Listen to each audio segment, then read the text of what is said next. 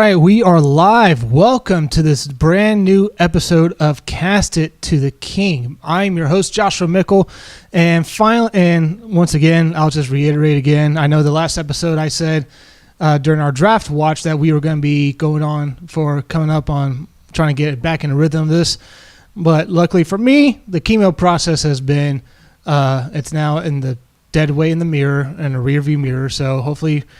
We got a couple of new episodes lined up, but right now we are going to be doing a nice collaboration with First Class Media, and I'm going to bring up our co-lead today, Joe from First Class Media. How you doing, my guy? How you doing today, my boy? Doing good. Yes, I'm doing great. So we're going to get right off the bat here with today's first topic, and that's going to be talking about the NBA playoffs that are going on right now and what a wild one it has been. Tomorrow we have the Knicks versus the Pacers, with the Knicks having a 1-game lead. The Nuggets have come storming 3 straight back after going down 0-2. The Mavericks are 1 game away, and the Boston Celtics have already clinched their ticket. So I'll kick it to you. So what stands out to you so far in these NBA playoffs? Anything that surprised you so far, or it's kind of what you expected, and what do you see going forward? I think one of the biggest things that surprised me throughout this playoffs is the play of the New York Knicks. And I think what you're seeing from this New York Knicks team is Jalen Brunson he's becoming a superstar before our eyes. And I was always one of the guys that always thought Jalen Brunson was already a superstar from last year from his play and how he played in Dallas before he got to New York. And just to see him, take that next step, put the team on his back.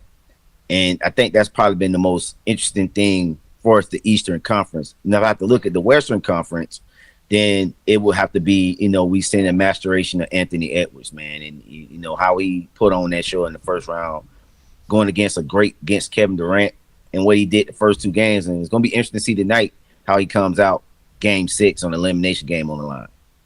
Yeah, so one thing that stands out to me throughout all of this process is how, we've seen the Knicks be a really good team the past few years, but they have never been quite put together. And, for the better part of the last decade, they have been, a mediocre franchise, and the butt jokes, the end of butt jokes.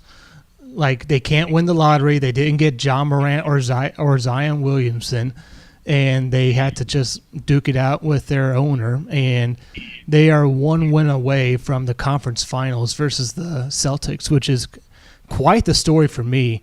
That stands out to me the most. But one thing that really stands out to me the most, honestly, is the premature, I would say, hype around the Minnesota Timberwolves. You go up 0-2 versus the Nuggets. You have 2 games at home. All you got to do is just grab one of those games. And you falter both of them. And then you go down 3-2.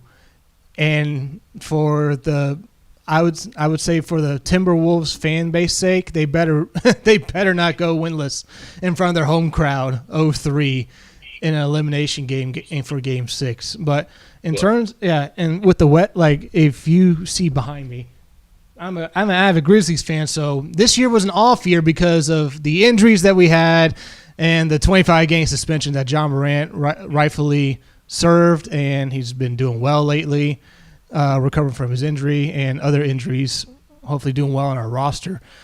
I would say the NBA is sleeping on this team going forward because it seems like they have forgotten, while they're praising Anthony Edwards over in Minnesota, they're forgetting who shellacked him in the playoffs the first time around with John Morant. I mean, that's neither here or there. I think the biggest thing too is when you look at this Minnesota team is that Anthony Edwards, he's shown that maturation process. Yeah. Started in the Olympics, going through, the FIFA. And I think he just picked up from there. But you talk about how I think people are sleeping on the Memphis Grizzlies. I think what it is when it comes to the Grizzlies is that when John Morant got into that little situation he did, man, yeah, it was stupid. Really, he was the face of the league. That's what everybody was putting. He was supposed to be the face. And I think now with the suspension and then the injury this year, it's like I don't know. So I think that's probably why the buzz has went down. But no question, this Memphis team is absolutely a talented team, and we all know once a full season, John Morant, this Memphis Grizzlies team probably be in the playoffs. Exactly, and so our biggest thing this offseason is trying to get a big man, and that's pretty much that because G.G. Jackson, pick 45. Has been like the utmost gem you can find. I'm not saying he's Nikola Jokic second rounder that you find, but he is of that ilk of those not because this is how rare it is. Like for those that may not know the process between the NBA draft and the NFL draft, you can find gems anywhere, any rounds in the NFL draft. Second, third, fourth, sixth, seventh, Mr. Relevant, right. Brock Purdy taking the 49ers to the Super Bowl, and he was like pick 200 something.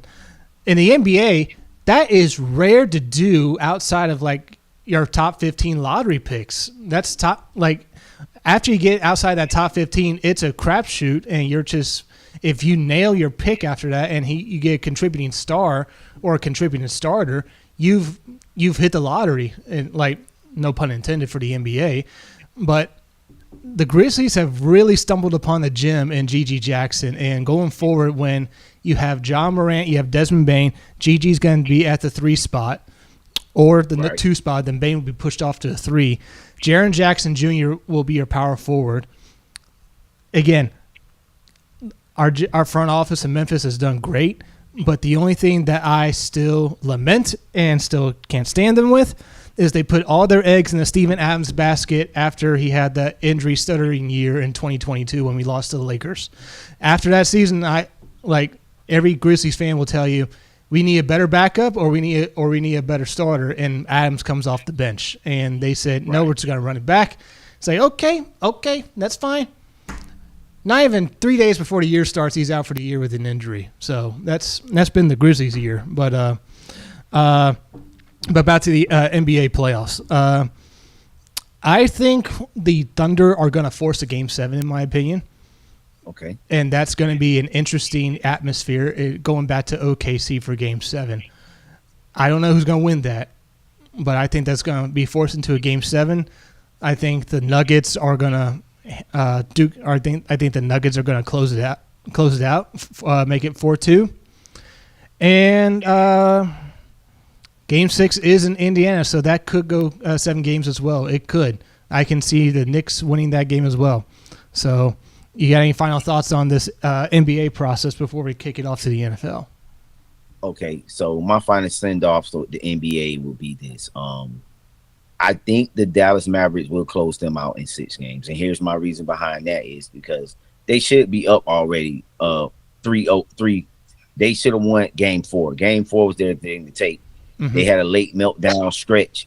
That's probably my grandson in the back. That's probably you here. So, but again, they should be up 3-1 right now. But they had that little late game in Game 4 blunder. And you're seeing now with this OKC team that some of the mental mistakes they're making late games and shot selection. It's not just So I think a combination of that, and I think this Dallas team is hungry. Luka, he's been to the playoffs a couple of times, haven't got out in the first round, made it out the second round. So he's trying to go for his first conference finals, and I think Luka's locked in. I think they're gonna go ahead and close it off. Yeah. And with that down, we are going to go into our next topic, and this may take a while. We're going to talk about the NFL schedule that has just been put out there, and the top of and a few of those headliners in this NFL season includes the following: is that you have a whole plethora of teams getting primetime games, including the Cowboys, 49ers, and Jets get 6 primetime games this year. So for the NFL's sake, Aaron Rodgers better not go down with an injury. And someone, I don't know if you watch this guy on YouTube. He does like skits of like impersonating different teams in like its jump cuts, and he Scooter McGruger. No, he's the Cowboy fan. I'm white guy. I can't think of his name right now, but he recently put out like the NFL schedule release video, and towards the end it shows Aaron Rodgers complained that it's a Monday Night Football game. And it's like it's against the same guy that tackled me with my injury last year. And Leonard Floyd, he plays for 49ers right now. He injured Aaron Rodgers last year with the Bills. So if that's not the NFL like winking at you, then I don't know what is. If you look at the schedule too, man, I don't mean to cut you off. Yeah, go ahead. Yeah.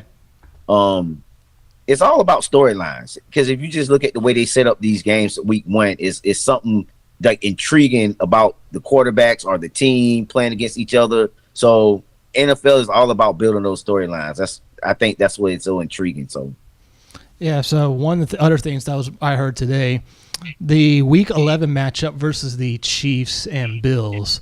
Coincidentally, Taylor Swift has a concert in Toronto that same weekend. And the NFL actually came out with a statement and said, that's just pure coincidence. I don't believe that whatsoever. I don't believe that whatsoever. We don't believe that at all. Yeah. And so a couple of these key matchups that are happening this year, you have Chicago at Washington on my birthday weekend. My birthday is the 26th of October, so that game's going to be on the 27th.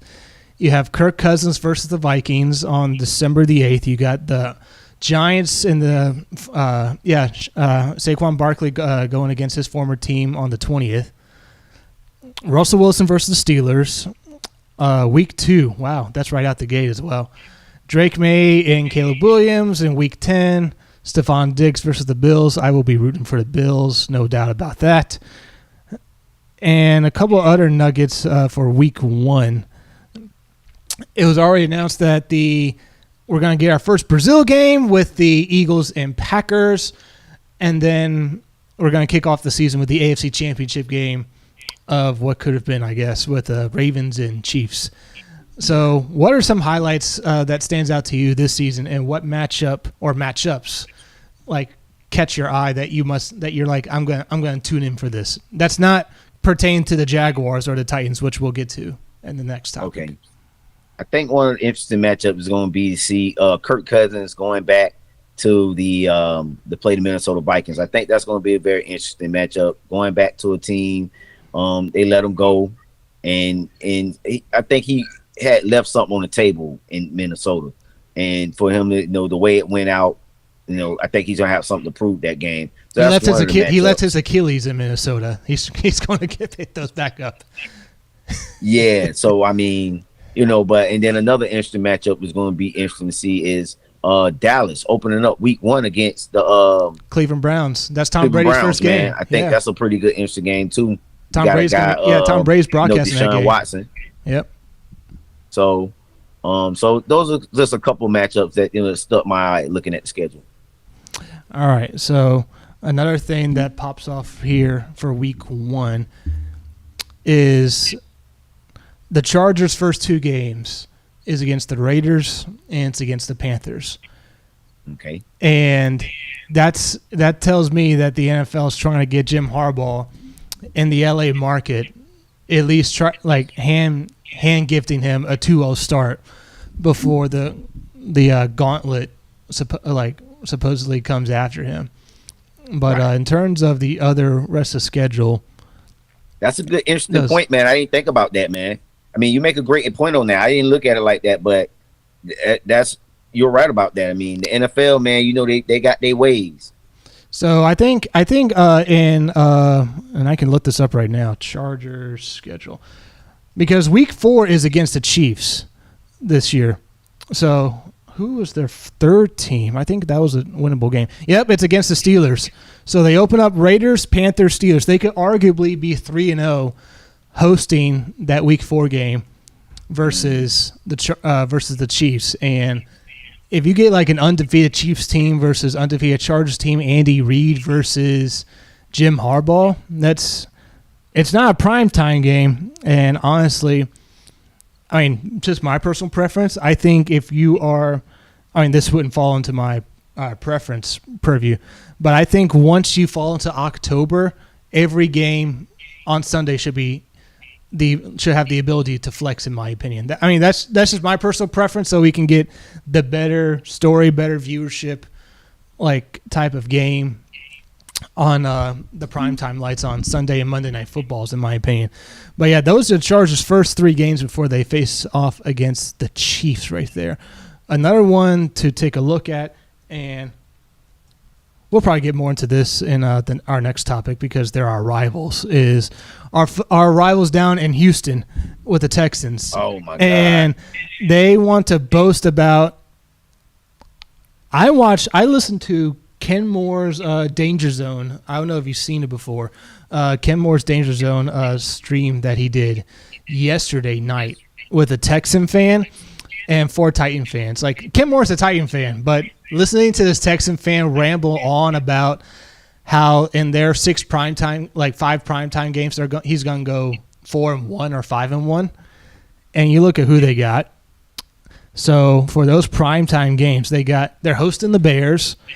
That's a gettable game, but we're going to be rooting for the Bears because NFC versus AFC against our rival. So you and me will be holding hands together on that one. Next one is going to be up against the New York Jets. That's a doable game, but if Aaron Rodgers is healthy and the Jets are on a roll, then you're definitely going to run into a buzzsaw in the NYJ community. Then the next game is against the Lions. They host the Lions, but I'm in agreement with you. I think that one's going to be an L for them. Their next one on primetime. This is 3 primetime games as I'm reading them off to you right here. 3 straight primetime games. The Jets, Lions, and Cowboys. I think they're going to beat the Cowboys. I don't want them to, but the Cowboys are the Cowboys. They are who they are. And like it's just the way it is. And then their next primetime game, I think that's the bevy of their primetime games this year. So they want to ramble on about saying they're going to go 12-5, 13-4.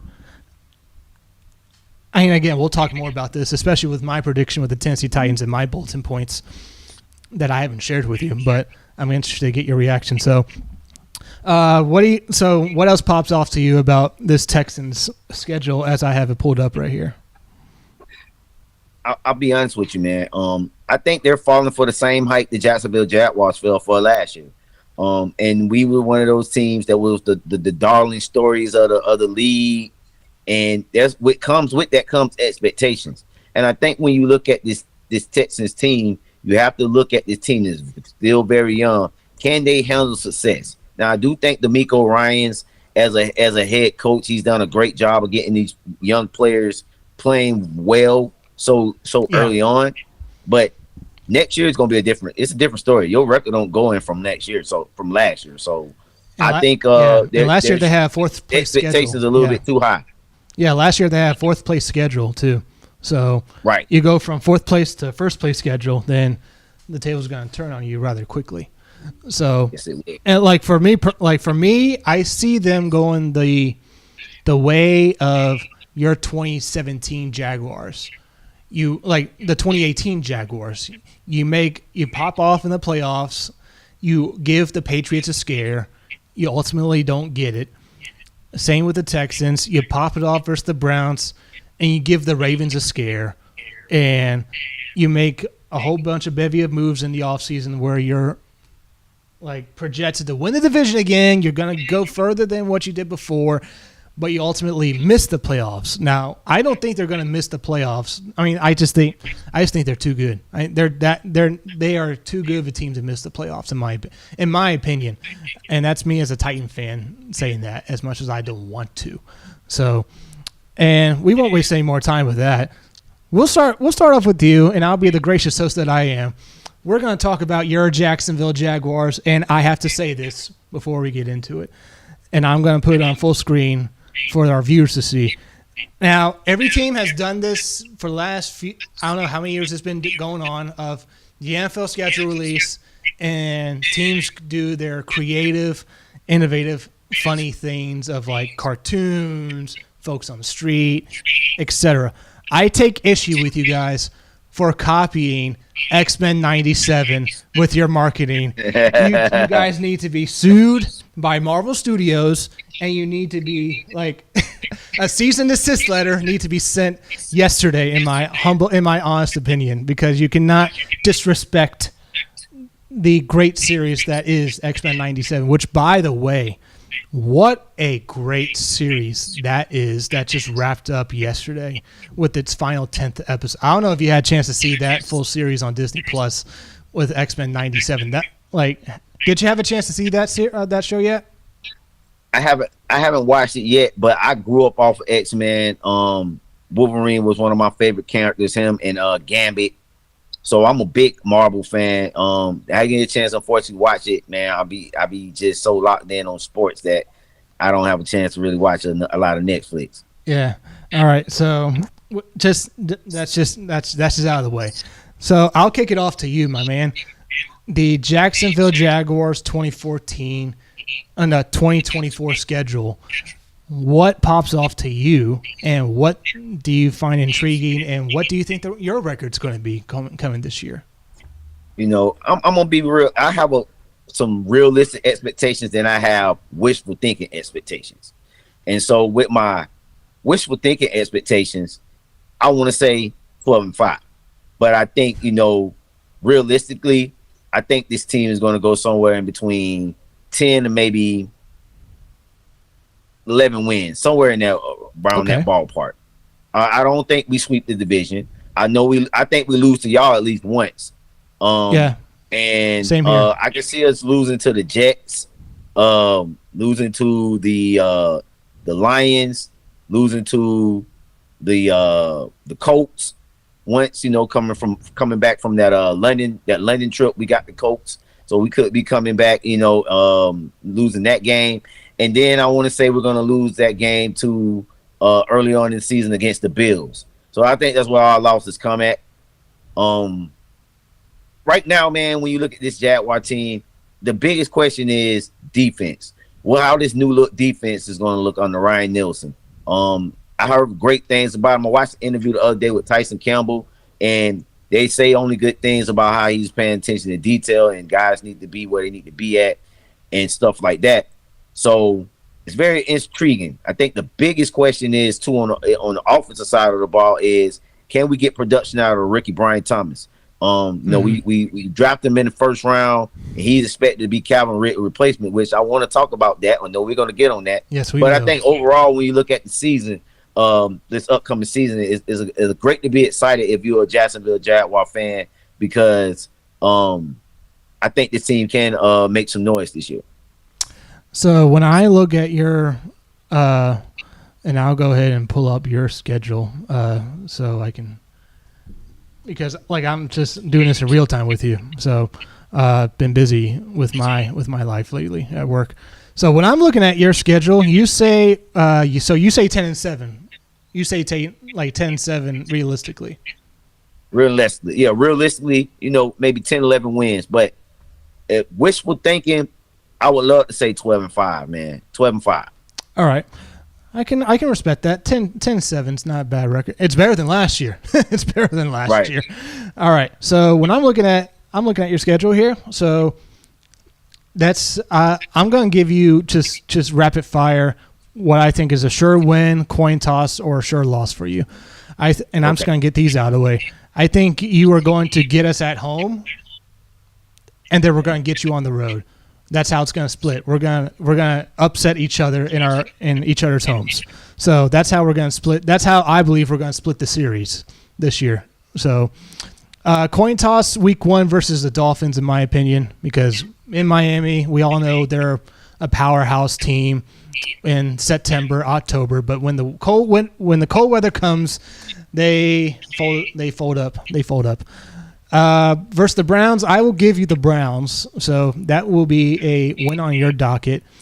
I think it's honestly a coin toss between you and the Bills because of how much the Bills have been depleted this offseason because of cap issues. And Stephon Diggs is not there anymore, so that's one less weapon, reliable weapon that Josh Allen has to throw to. So the other Josh Allen will be able to feast on Josh Allen. Say that 10 times fast. Coin flip between you and the Texans. Coin flip between you and the Colts. You're going to ramrock the Bears. So that's 2 guaranteed wins. You're going to ramrock the Patriots. The Packers are going to get you. The Eagles are going to get you. You're going to get the Vikings. So I'm at 4 guarantee. I'm like at 4 surefire wins for you right now. Lions are going to get you. Coin flip versus the Texans. We already talked about the Titans. Late in the year, I'm going to say this is a coin flip between you and the Jets. I'll give the edge to you in Jacksonville because that will be at home. And depending on how those other coin flip games go, that's going to be a pivotal game going down the stretch for the playoff run, and that crowd's going to get into it. You're going to get the Raiders. That's 6 wins for you. Again, there's the Titans again, and there's the coin flip. So I see there's 6, at least a floor of 6 wins, and then the coin flips are about. I only gave you like a surefire of 4 losses. So that would make your ceiling, in my opinion, 13-4. In my opinion, if you swept all those coin tosses of matchups, in my opinion. But realistically, I think it's going to go the way of.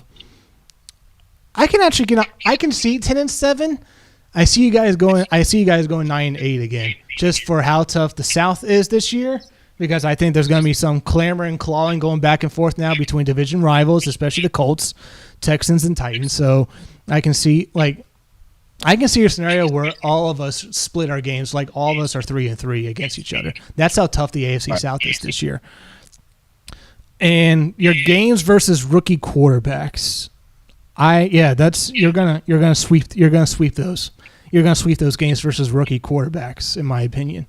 And the Raiders are the Raiders. So that's my take on the Jaguars schedule. But one thing going into the season, though, is how last year ended. And for as much slack as I, as a Titan fan, got of how 2022 ended, the shoe was on the other foot for you guys in 2023. So you went through the same thing we went through, except worse. We collapsed after 7-3. You collapsed after 8-3. So you, as the Jaguar savant, please educate me as a Titan fan of why the season collapsed and why it's not a concern going forward. Because the only thing I can say is that, from my point of view, the moment Trevor Lawrence went down versus the Bengals, it was Bengals or Ravens, whichever game that was. After the Monday night game, I remember that game. Who was that? The Bengals or the Ravens? It was the Bengals. It was the Bengals, yeah. Jake Browning was the quarterback. That's right. The moment that happened, that was your Ryan Tannehill busted ankle moment from 2022, where he says he can play, but medically, even though we have advanced medicine in today's age, like high ankle sprains, which is what it was from what I heard and read, that takes 4 to 6 weeks to heal, and he came back no less than a game or two, and then that's when you started your collapse of losing. So am I wrong? Am I missing something? Is it something with the coaching? Like, I know Christian Kirk went down with an injury in your wide receiving core. So what happened? Just feel free to educate me. I think it was a combination of a little bit of what you said. And but more importantly, I think also too, when you look at that team last year, was we didn't never get consistency on the offense of the ball. That's even before the injury happened. I mean, if you look at the games we won early on in the season, we was leaning on the run game with Travis Etienne. But at the passing game, I mean, it just never flowed. That's why we could never get Calvin Ridley in a real flow. And so I just think that once Trevor went down, it just, those issues just got a lot worse now, because the bodies was just starting to fall and just the injuries starting to pile up on the O-line, consistency. And then also, too, your defense got to play a lot better, man. The second half of the season, we gave up a lot more rushing yards than we did the first half of the season. So I think a combination of a lot of things happened. But also, too, I think the Jaguars got a little bit on resting on their loins. Because you think about it, we were sitting at 8-2, 8-3 at that point, the number one seed in the AFC. Yep. And the schedule was very favorable for us. If you look at it, we was playing a bunch of backup quarterbacks. And I think, going into that, sometimes that creep in like, oh, we got this. And you got to show up every Sunday, man, on the field. It's any given Sunday. And the Jacksonville Jaguars, unfortunately, didn't do it last year. But I think you can learn from that this year. And, that's been the sense of going around the training camp this spring, that the sense of urgency and, going back and repeating what we did in the previous year. So, yeah. And so with that right there, so what was your mindset going into the last week of the year? Were you in the camp of Tennessee had nothing to play for, they're on the downturn of their season? Did you feel like your Jaguars team were maybe sleeping on the Titans, or maybe they did have that mindset of like, hey, let's not have them do what we did to them last year? Like, as a fan, you observing the team, like how would you think the feel was for that game? I think overall the Jaguars, they wasn't sleeping on the Titans, because I think we understood what would need to be done. But I think what crept in was just that the Titans was better team, played better prepared that game. They was the better team, and though you want to, I have to admit that they came prepared. Mike Vrabel had those guys ready, and they did what they did, and they better team won. And Jacksonville didn't deserve to go in the playoffs. Simple as that. So I will disagree with you on Vrabel on that part. But two more things before you can ask me questions about last year's Titans. Do you have any concern about your head? Because I'm asking you questions based on what my fan base of Titans community that I'm a part of is asking. I just want to get your reaction as a Jaguar fan. Do you have any concern or worries about your coaching and Doug Peterson? I do at times, and I'm going to be. One thing about me, Josh, is I'm a real honest fan, and I can be very straight up about these things. And so when it comes to coaching the Doug Peterson, I think we all, as a fan base, we love Doug Peterson, but some of the problems that we had last year was Press Taylor, and I think that had a lot of issues that went on throughout the season as well, because the play calling at times, it just seemed like he didn't have a grasp on situations or how to call plays at certain times with this team. And a lot of fans wanted Doug Peterson, which I think he is this year, is taking back the rims of the play calling. So I think there is a lot of blame and a lot of pressure on Doug, because we're looking for him to get the offense right this year. There's no excuses. You fired everybody on the defensive side of the ball and said the defense was the reason why we didn't get into the playoffs last year. So now you're going to have to show up, Doug. And that's simple as that. And Trevor Lawrence. Are you going to pay him $53 million what Jared Goff got? Or no, this I'm gonna tell you right now, man. This will show me you.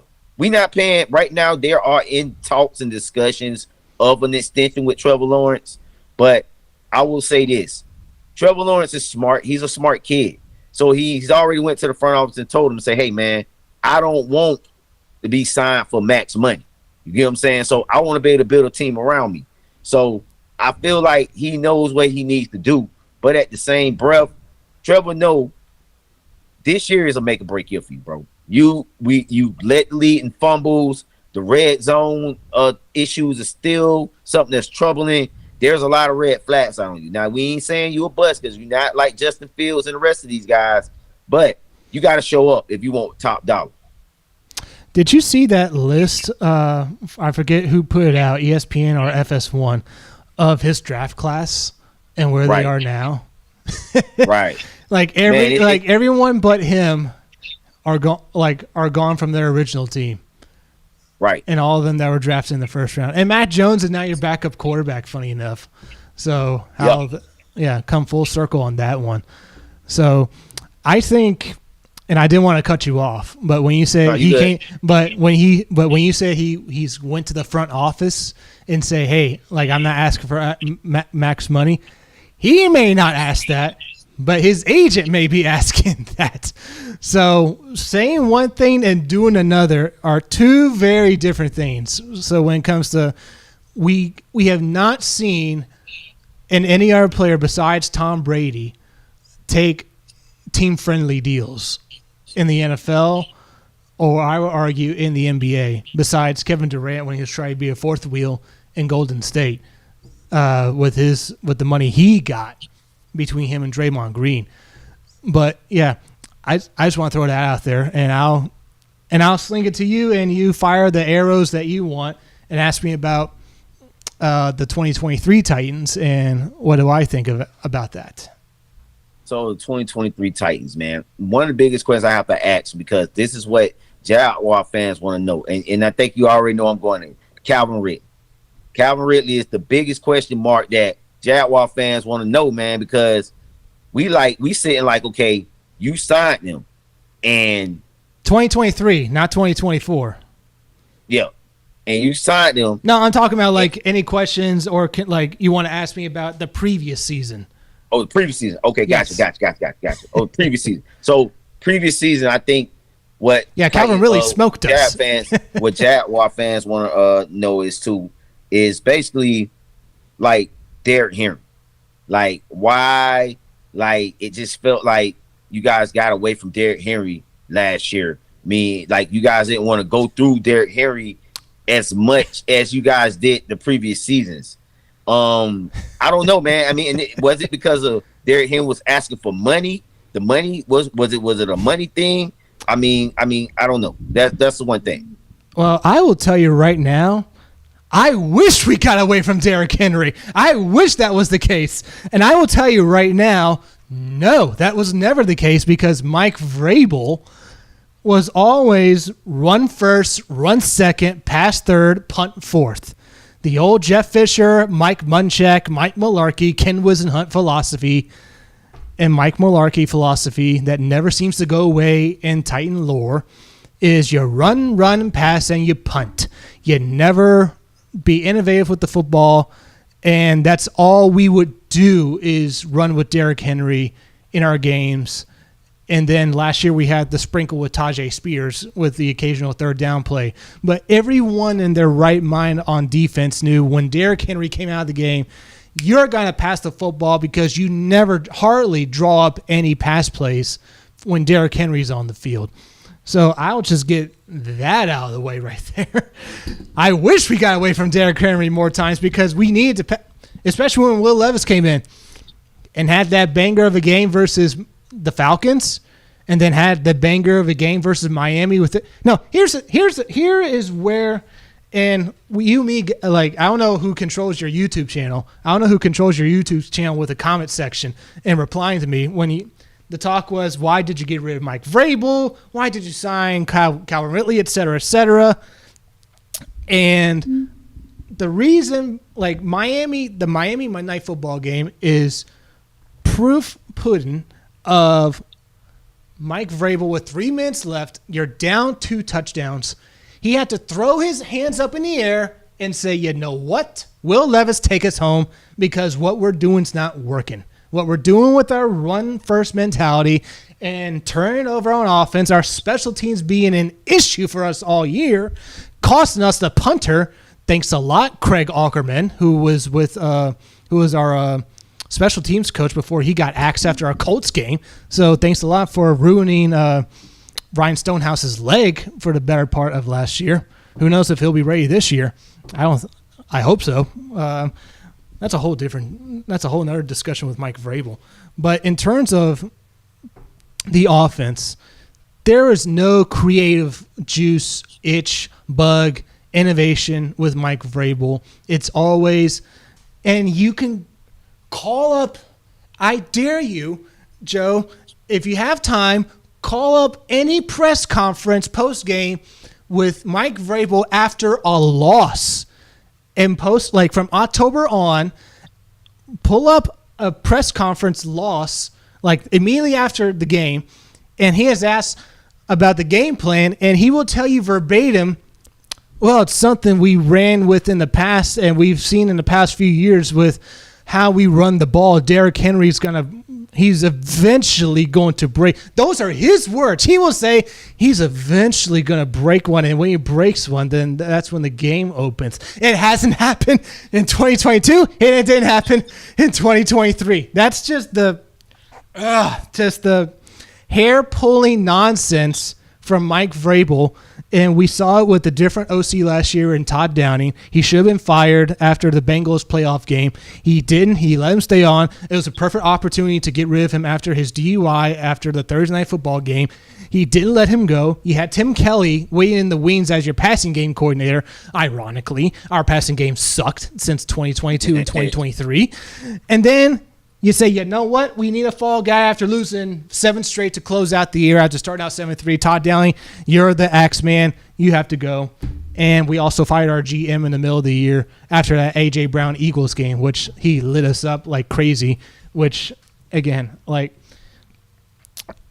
when the trade happened, all I heard in the Titans from the Titans front office is that he was asking for $100 million guaranteed. When we see the deal and what happened with the Eagles, he did not get $100 million guaranteed.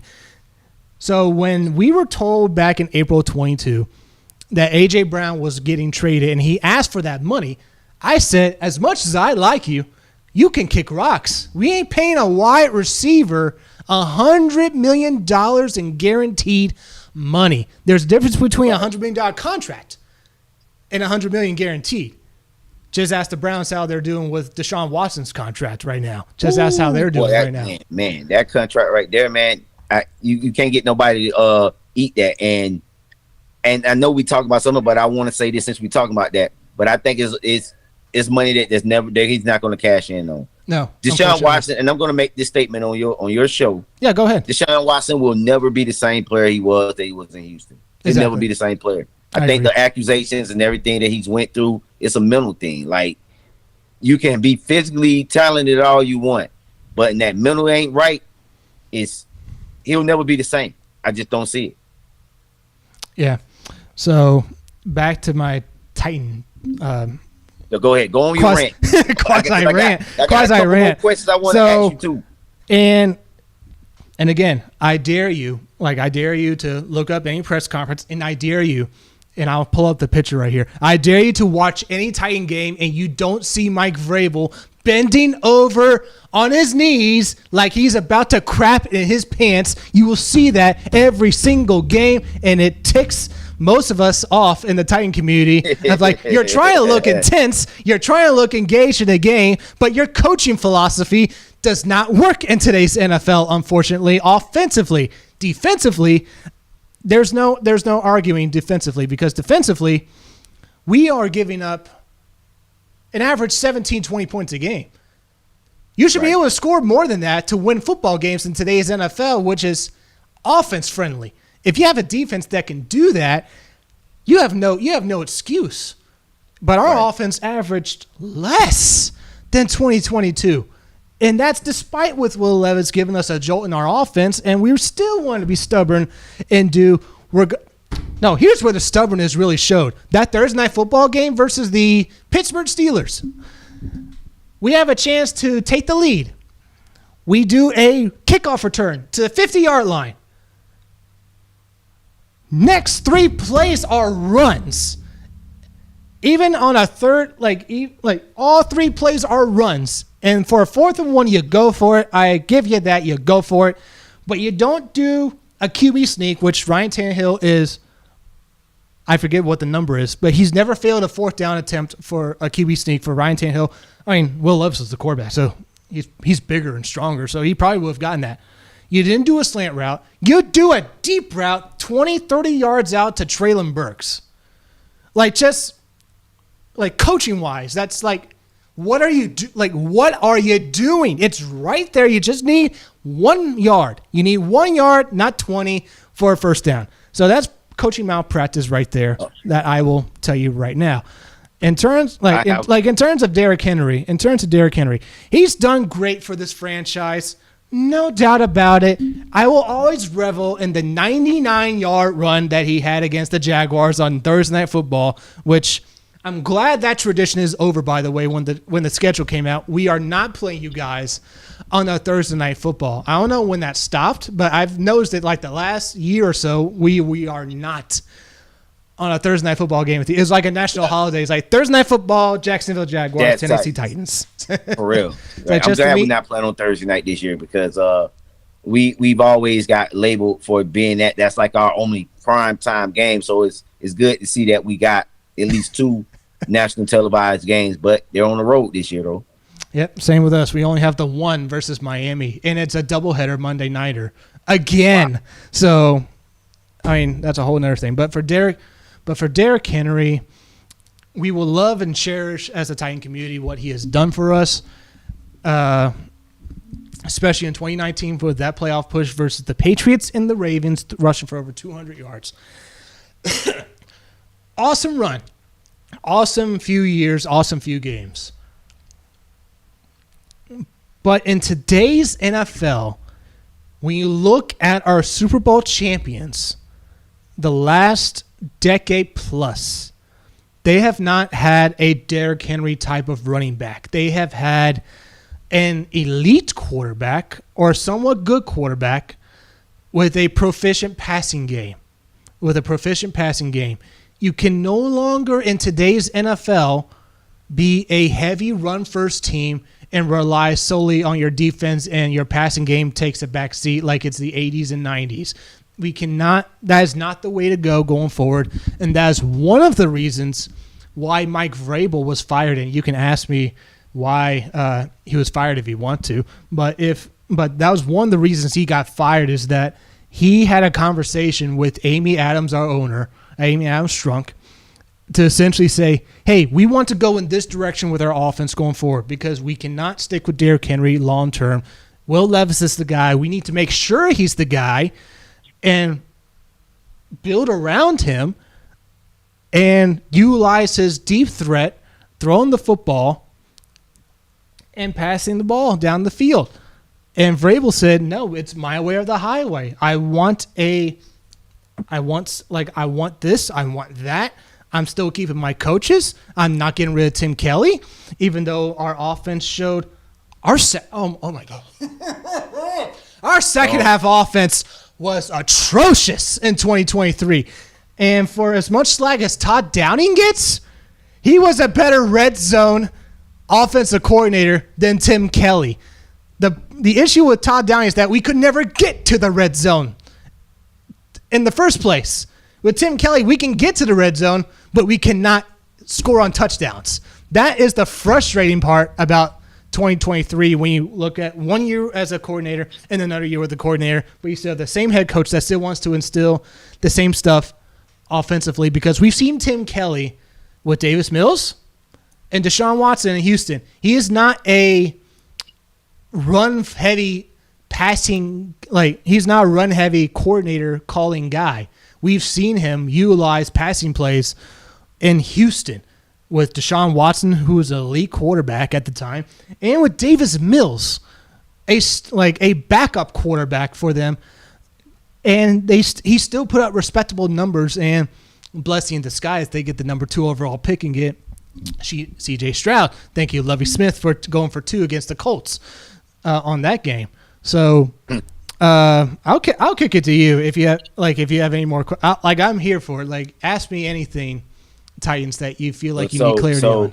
So I think one of the questions too that I want to ask you for as a Titans fan is, do you feel like the front office had a lot to do with the success of 2023, or was it Mike Vrabel? Because I hear you say a lot point a finger at Mike Vrabel, but a lot of us Jaguar fans feel like Mike Vrabel was the scapegoat, and that the front office, front office can't control.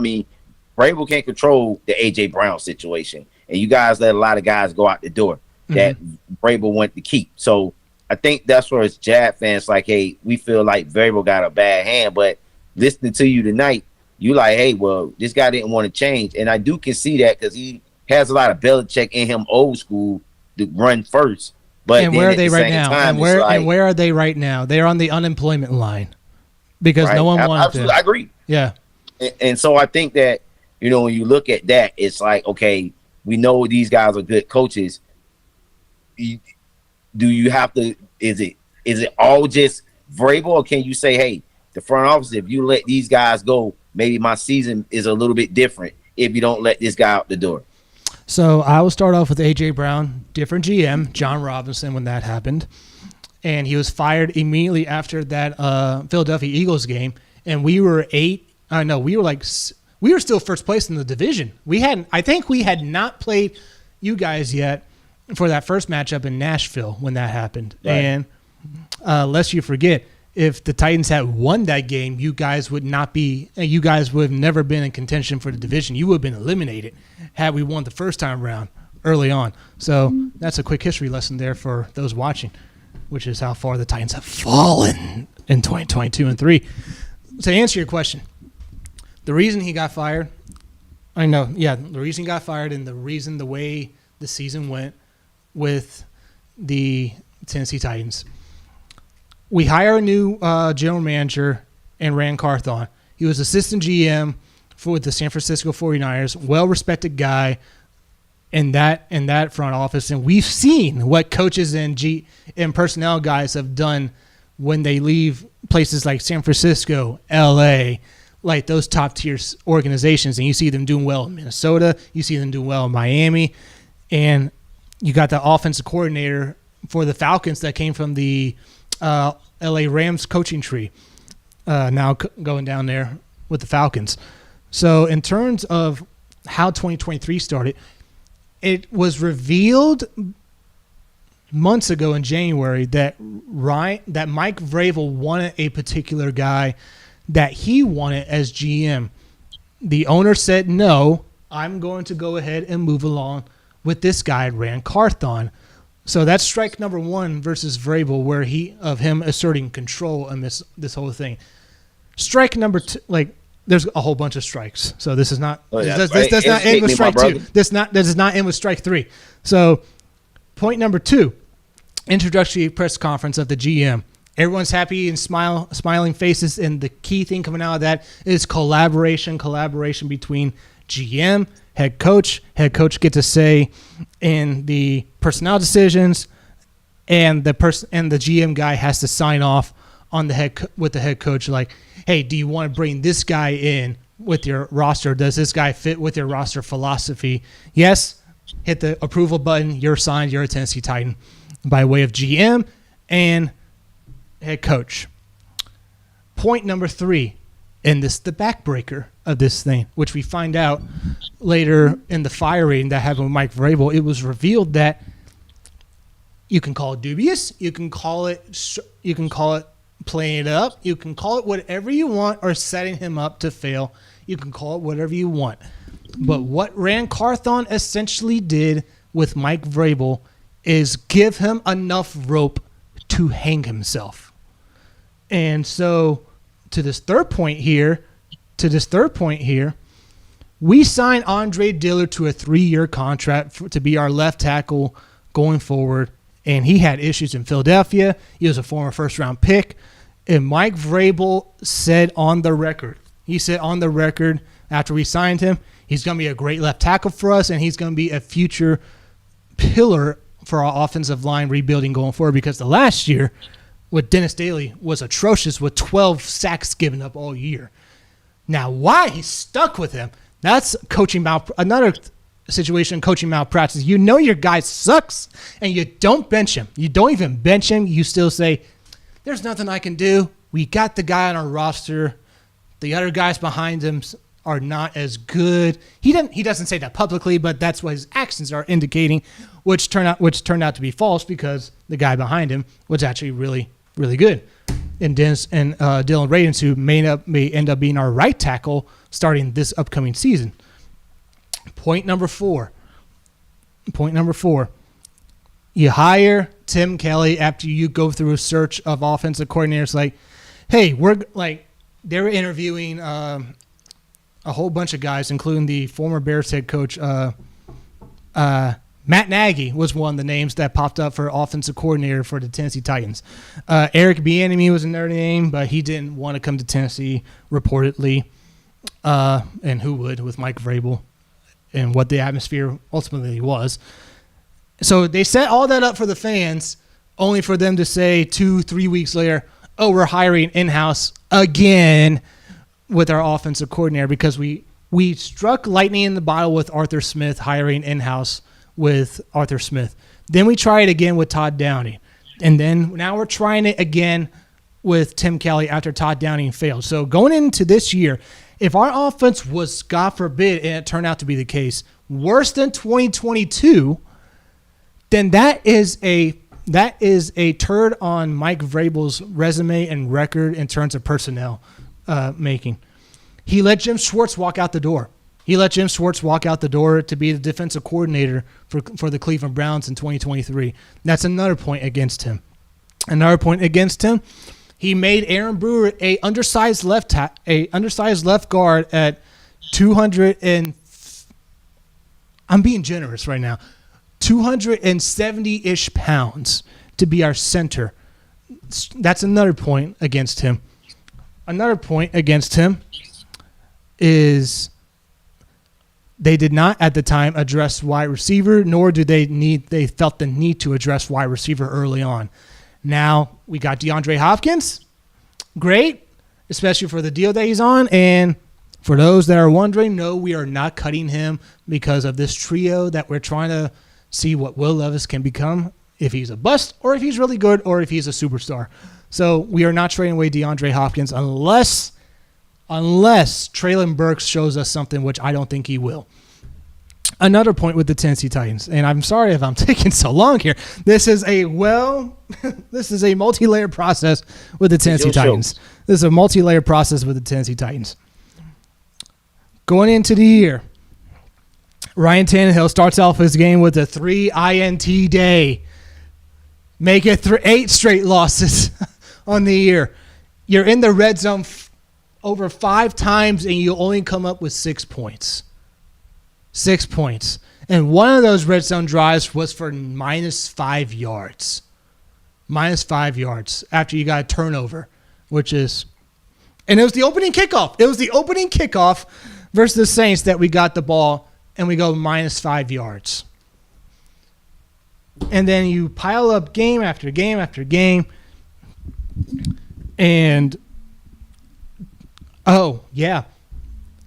Turns out that pillar of a left tackle that Andre Dillard was supposed to be, he's actually worse than Dennis Daly last year, giving up 8 sacks going into the Baltimore game. We're not even halfway through the year, and he's almost up to Dennis Daly's sacks given up for a left tackle. And then we're forced to I will get Mike Vrabel with this. He finally had the senses in his brain to say, I can't do this 2 years in a row. Dillard, hit the bench. Hit the bench, my man. And then following week, that's when Ryan Tannehill busted his same ankle again. It's the same ankle that he injured last year. Injures it again versus the Ravens. Going into the Falcons game, now here's where things get in a little topsy-turvy here. The New England Patriots ceremony that he went to during our bye week.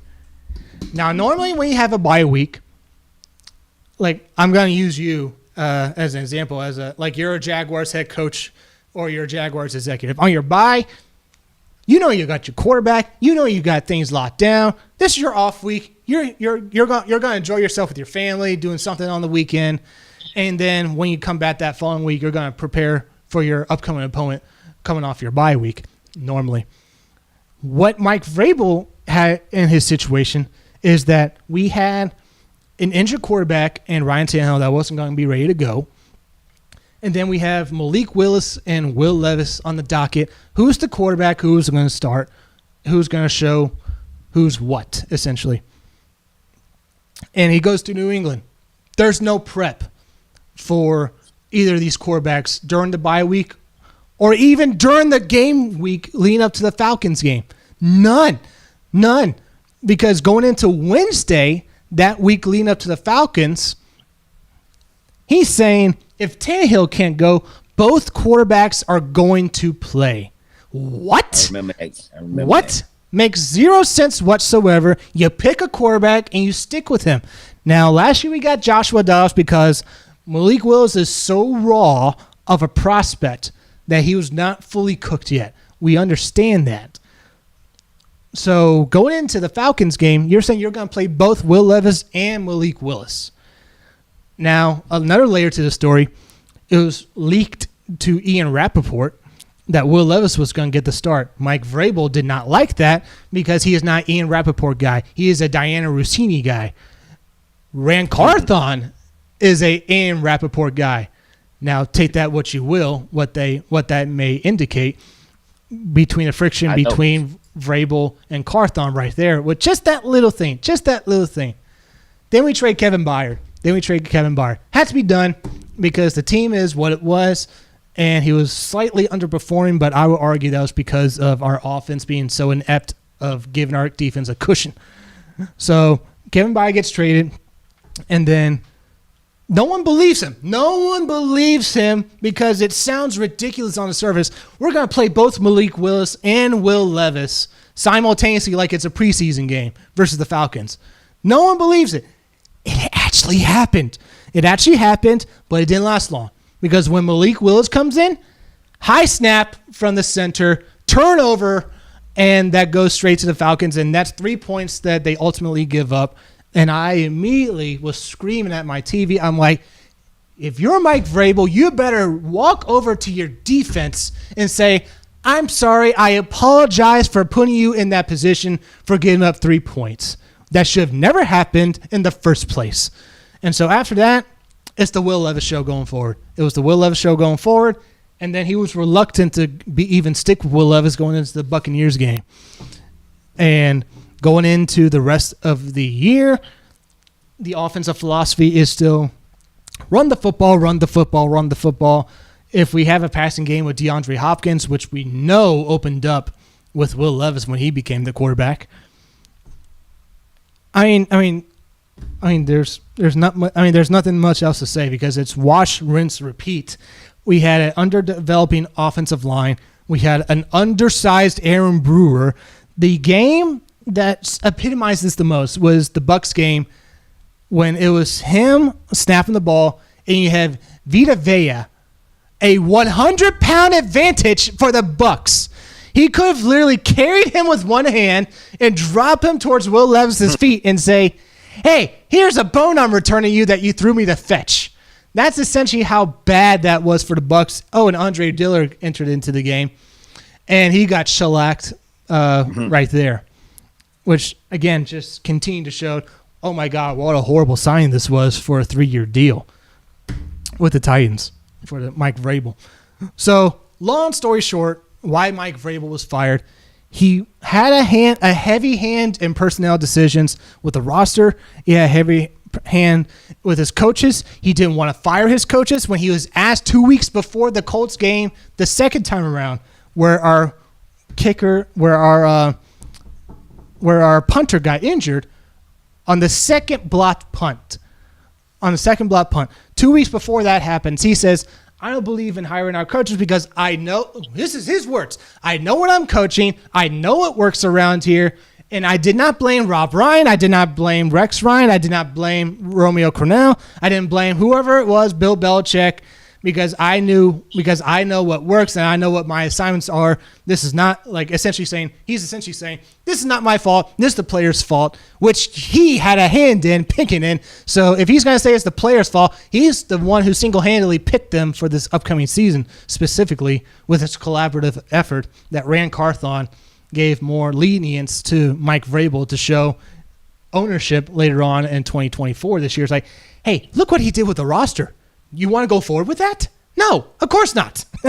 And so then 2 weeks later, after that remark, the Colts game happens. And then our punter gets injured, and then we find out after he's fired that they had never run any situational emergency snaps with Ryan Tannehill being the place kicker. And that resulted in missing 1 point and costing us the game in regulation ultimately. Wow. That cost us the game in regulation. That 1 point, because it was revealed that Ryan Tannehill had never Like he was well being a backup quarterback by this point. He was well into being weeks and weeks and weeks being a backup quarterback to Will Levis. And normally, if you're a confident special teams coach, if your punter is your placeholder and he goes down or he's missing in action, if he can't do it, the backup quarterback does it. We've seen Tony Romo do it famously. Yeah, famously. Remember that one? I mean, that's the standard. The quarterback is the next guy up if the punter can't do it. We find out that they've never run any simulations like that. Another instance of coaching malpractice right there. A lot of what's going on with Vrabel and the fallout with that from 2022 and 2023 is just coaching malpractice. And the reason it's not being covered, and I struggle to find this. There's two things that irritate me with Mike Vrabel in the media. When did it start that he becomes such a media darling of he's a top-tier head coach and he should be getting a job yesterday, and if Jim Harbaugh is not the head coach of the Chargers, Mike Vrabel should be the next head coach for the Chargers going forward. Point number one. Point number two that irritated me as a Titan fan watching Mike Vrabel the last few years, you always hear, and you alluded when you're talking about the Jaguars and Titans Week 18. It's like, oh, this is such a Mike Vrabel team. They play you tough. They play you tooth and nails, and they just like to play dirty and get gritty with it.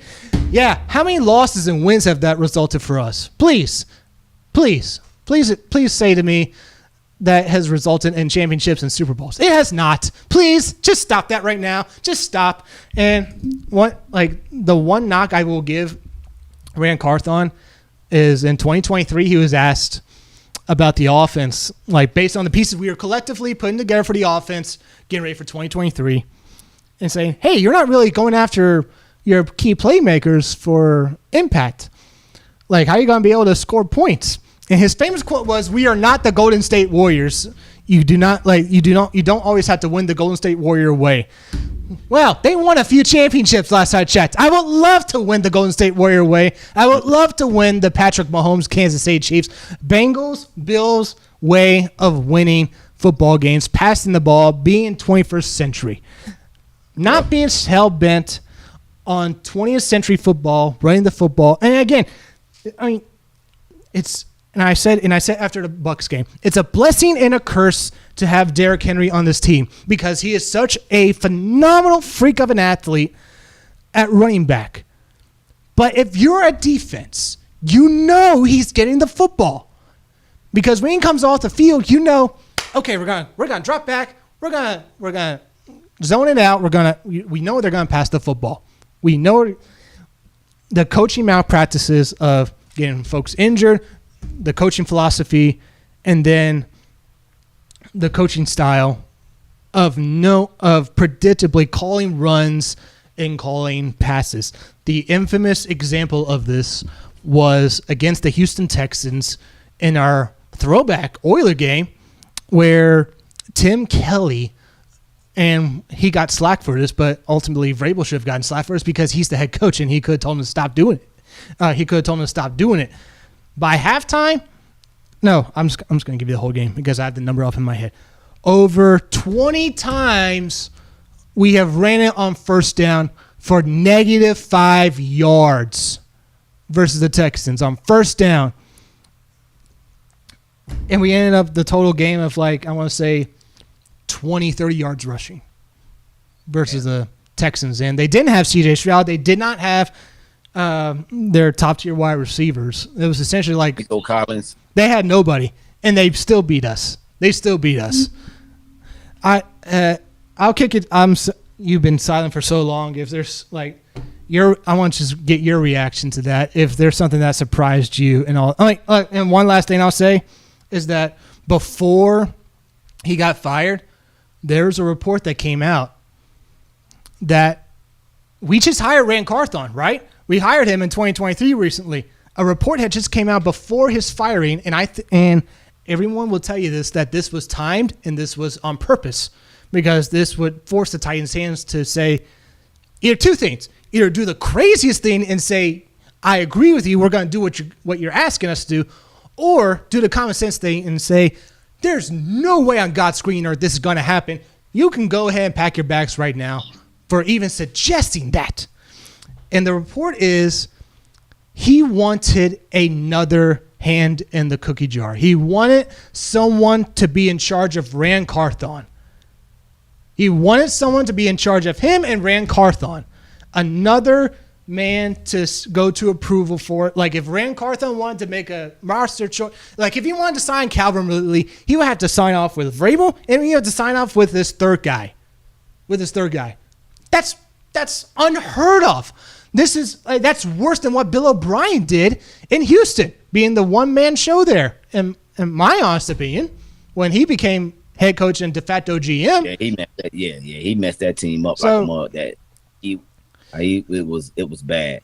But to answer your question, that's the end of it. That's the end of that of 2023. A lot of that stuff that you talk about with this team that I didn't know about, in regards to Vrabel. So that opens my eyes, and I look at that a little bit different now, saying that, because I always thought he was just the fall guy, but now, you telling me this information, it kind of seems like this is not 2006 Marty Schottenheimer 14-2 great year.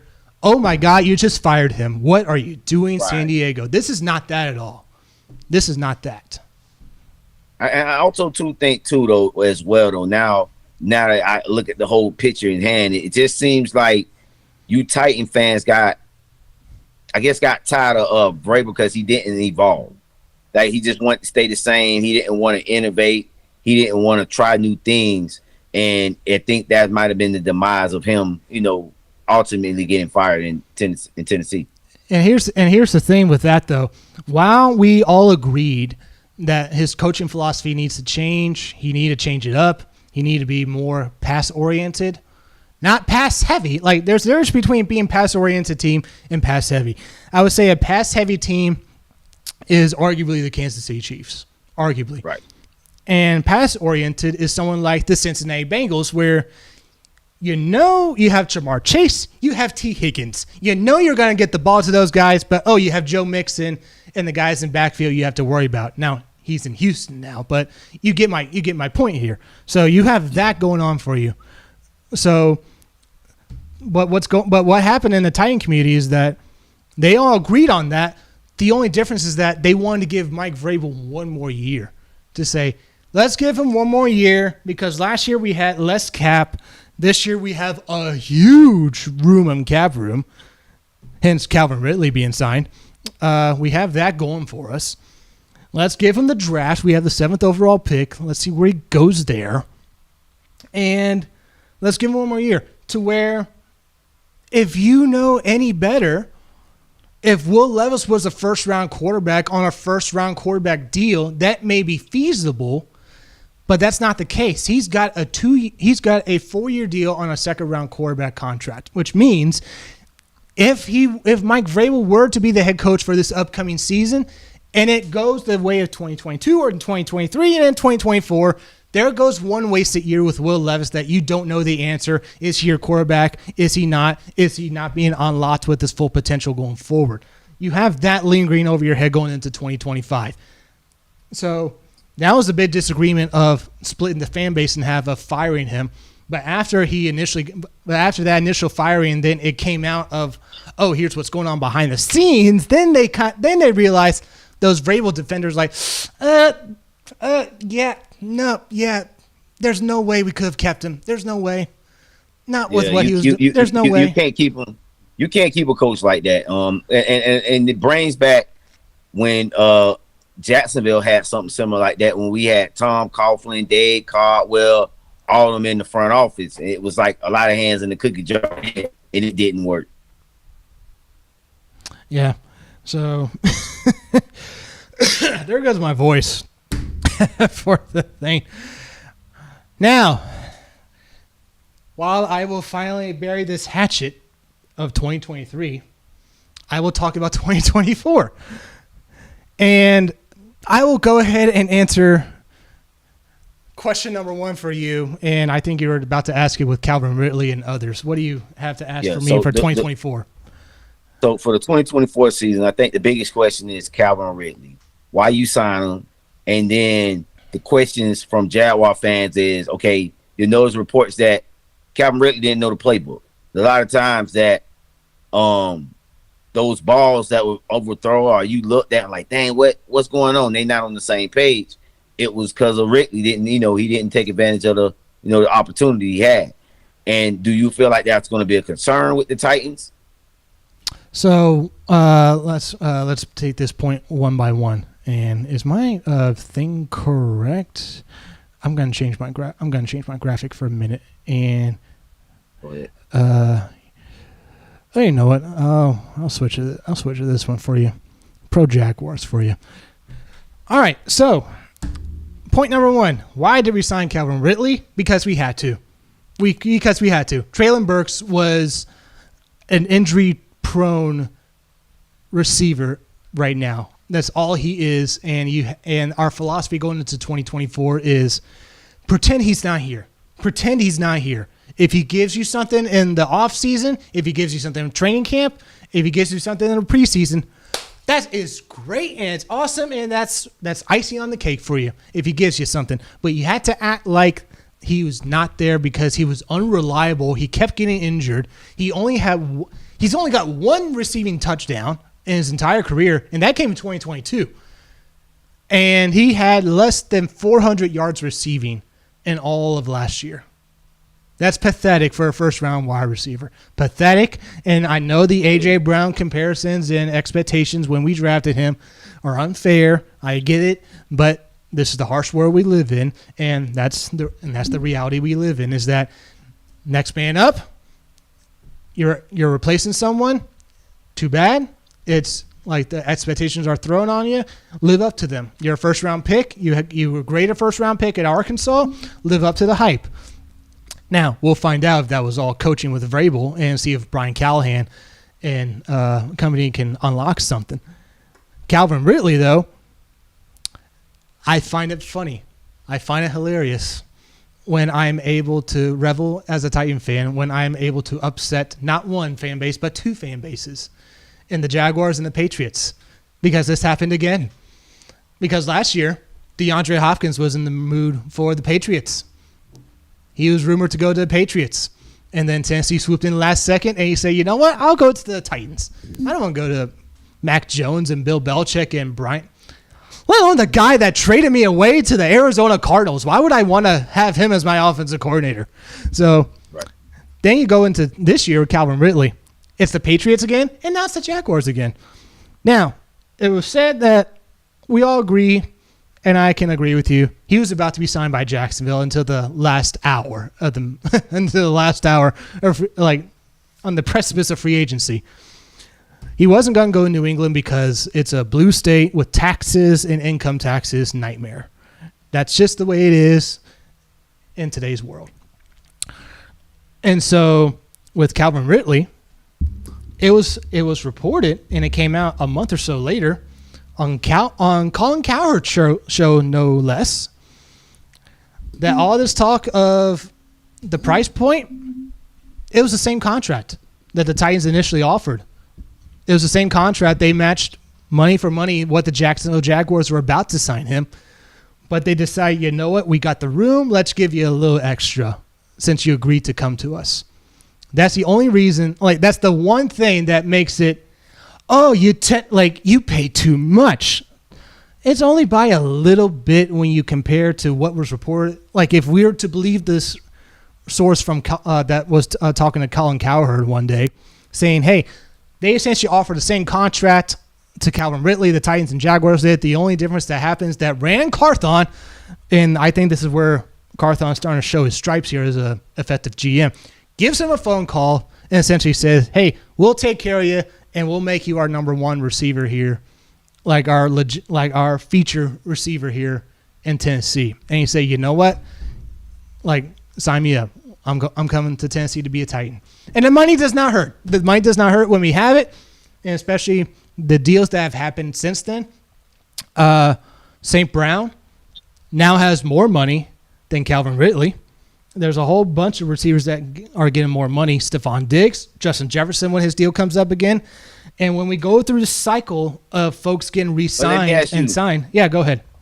Let me ask you a question, though. You mentioned all those receivers, though, man. Do you think Calvin Ridley better than those guys? Because I can I think LaRon Saint, the guy from the Detroit Lions. I think he's better than Calvin Ridley at this I agree. point. Yeah. I think these guys, Justin Jefferson or George Jefferson, whatever his name is for the Minnesota, all these guys are better receivers than Ridley at this point. So I think the money that they got is deserving. But I mean, I think the question is what Jaguars fans is do you think you're going to get a better version of Ridley than what we got? We got 1,000-yard Ridley. And 1,000 yards is what we need in Tennessee. If you look at our receivers, DeAndre Hopkins last year was the first 1,000-yard wide receiver in a long time. And that's even despite us having A.J. Brown in 2021 when we went as the number 1 seed. He didn't get 1,000 yards that year in 2021, to my recollection that I'm aware of. I know the year before, in 2020, he did get 1,000 yards in A.J. Brown. Corey Davis was close to getting 1,000 yards. I don't think he did, because that'd be like a Titan first. That is how rare it is for our Titans organization, for our stats, for us to be up in the high numbers in passing, receiving yards, and passing yards.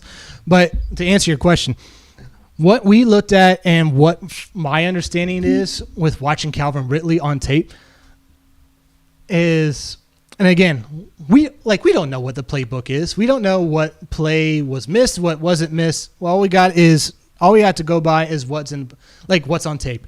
And what we saw on tape, at least from my point of view, when I watched Calvin Ridley after we signed him, is that there were a good number, not a lot.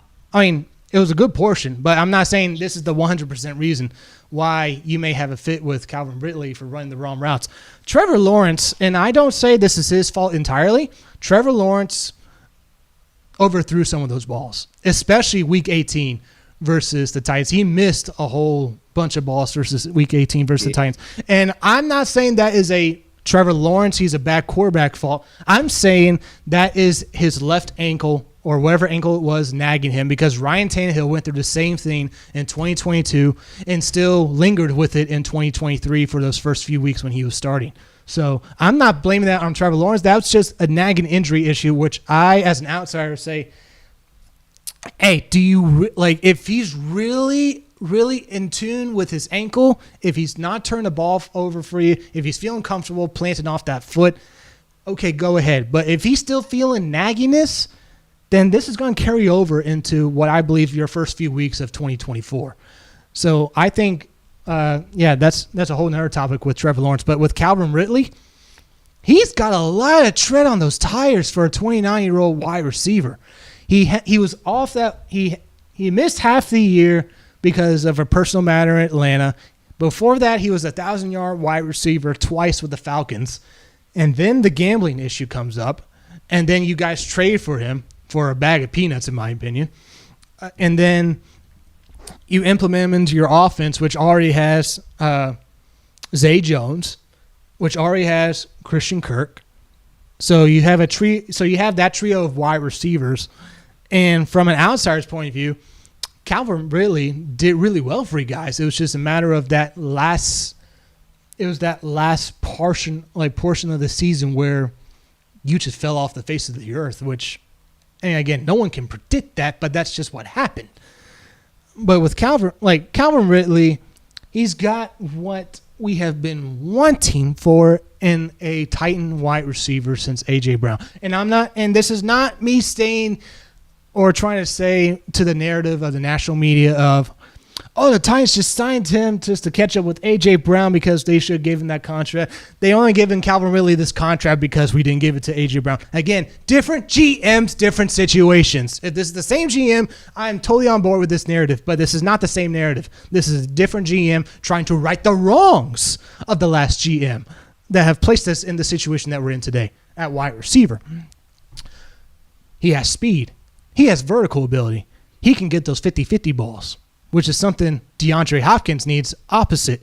And now with us signing Tyler Boyd, there's your slot. There's your 1, 2, 3 right there. Hopkins, Ridley is your number 2 this year. He's not number 1. He could be a number 1 next year.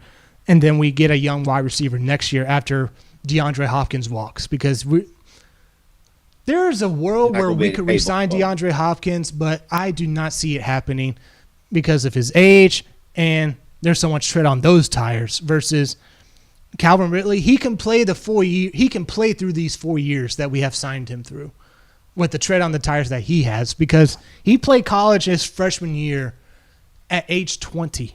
At age 20, he played his freshman year in college. So you do the math right there. He came out of the NFL.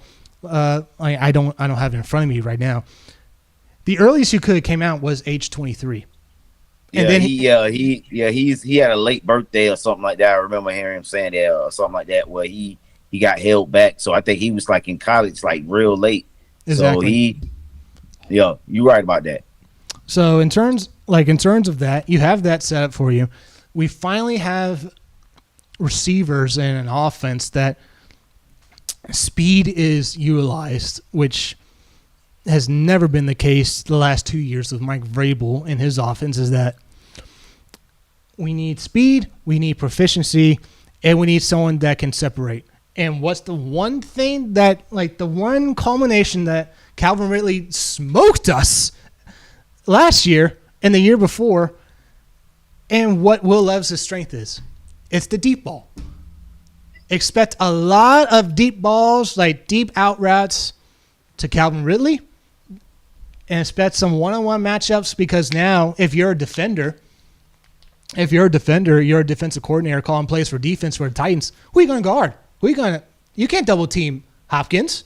Then Calvin Ridley's going to get free, or Tyler Boyd's going to get free. You can't double team Calvin Ridley, because then DeAndre Hopkins is going to get the one-on-one ball versus whoever he's guarding.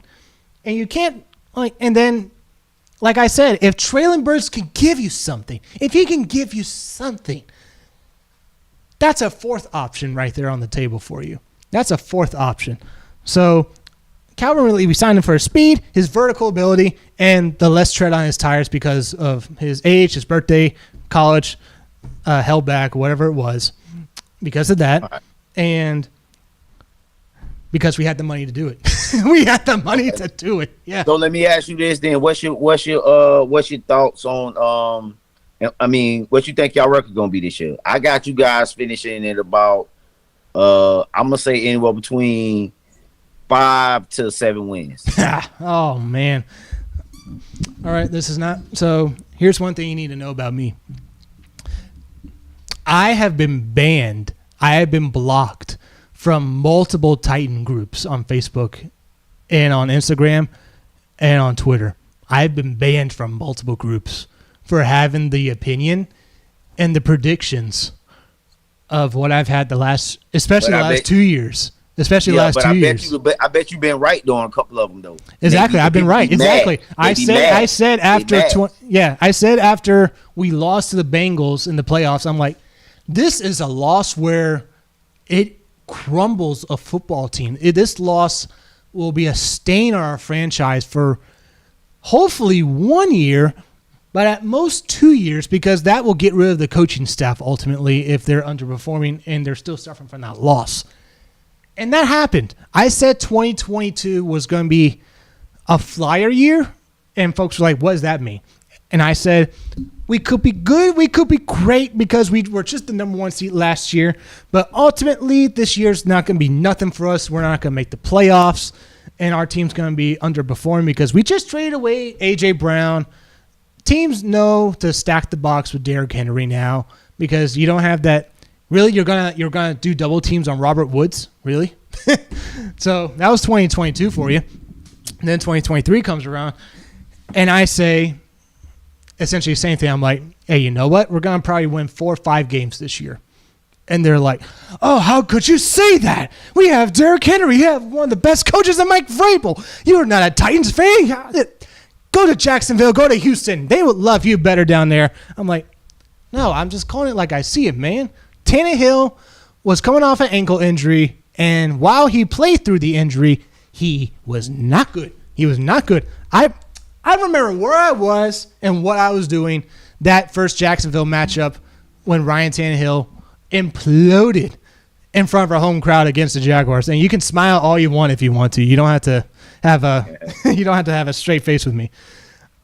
I work at the Life Church here in Memphis, Tennessee, and we were like moving LED screens and crates for one of our Christmas events that we had going on.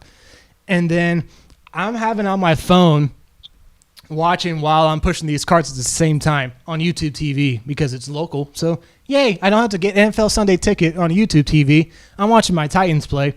And Tannehill does another turnover and another interception. And I'm pushing these carts. I'm like, you've got to be freaking. Oh, my Lord. Man, like, I knew what we were getting into. And I was actually a proponent where Malik Willis was being underused. And I actually have a sister that goes to Liberty. So, and I actually saw him versus Middle Tennessee before he came out of the NFL. So seeing him in person and then being able to watch him getting drafted by times, I'm like, this is so cool. This is really, really cool. So I agree. I'll admit, and I've admitted, I have that Malik Willis bias. But while at the same time, I say this coaching staff did not do him justice. They did not give They treated him like he was a baby. They treated him with the play calling like you or me was playing quarterback back there. It's like, just give it to Derrick Henry and run, and that's it. Just give it to him and run. That's it. Don't throw the ball. Throw it less than 8 times a game.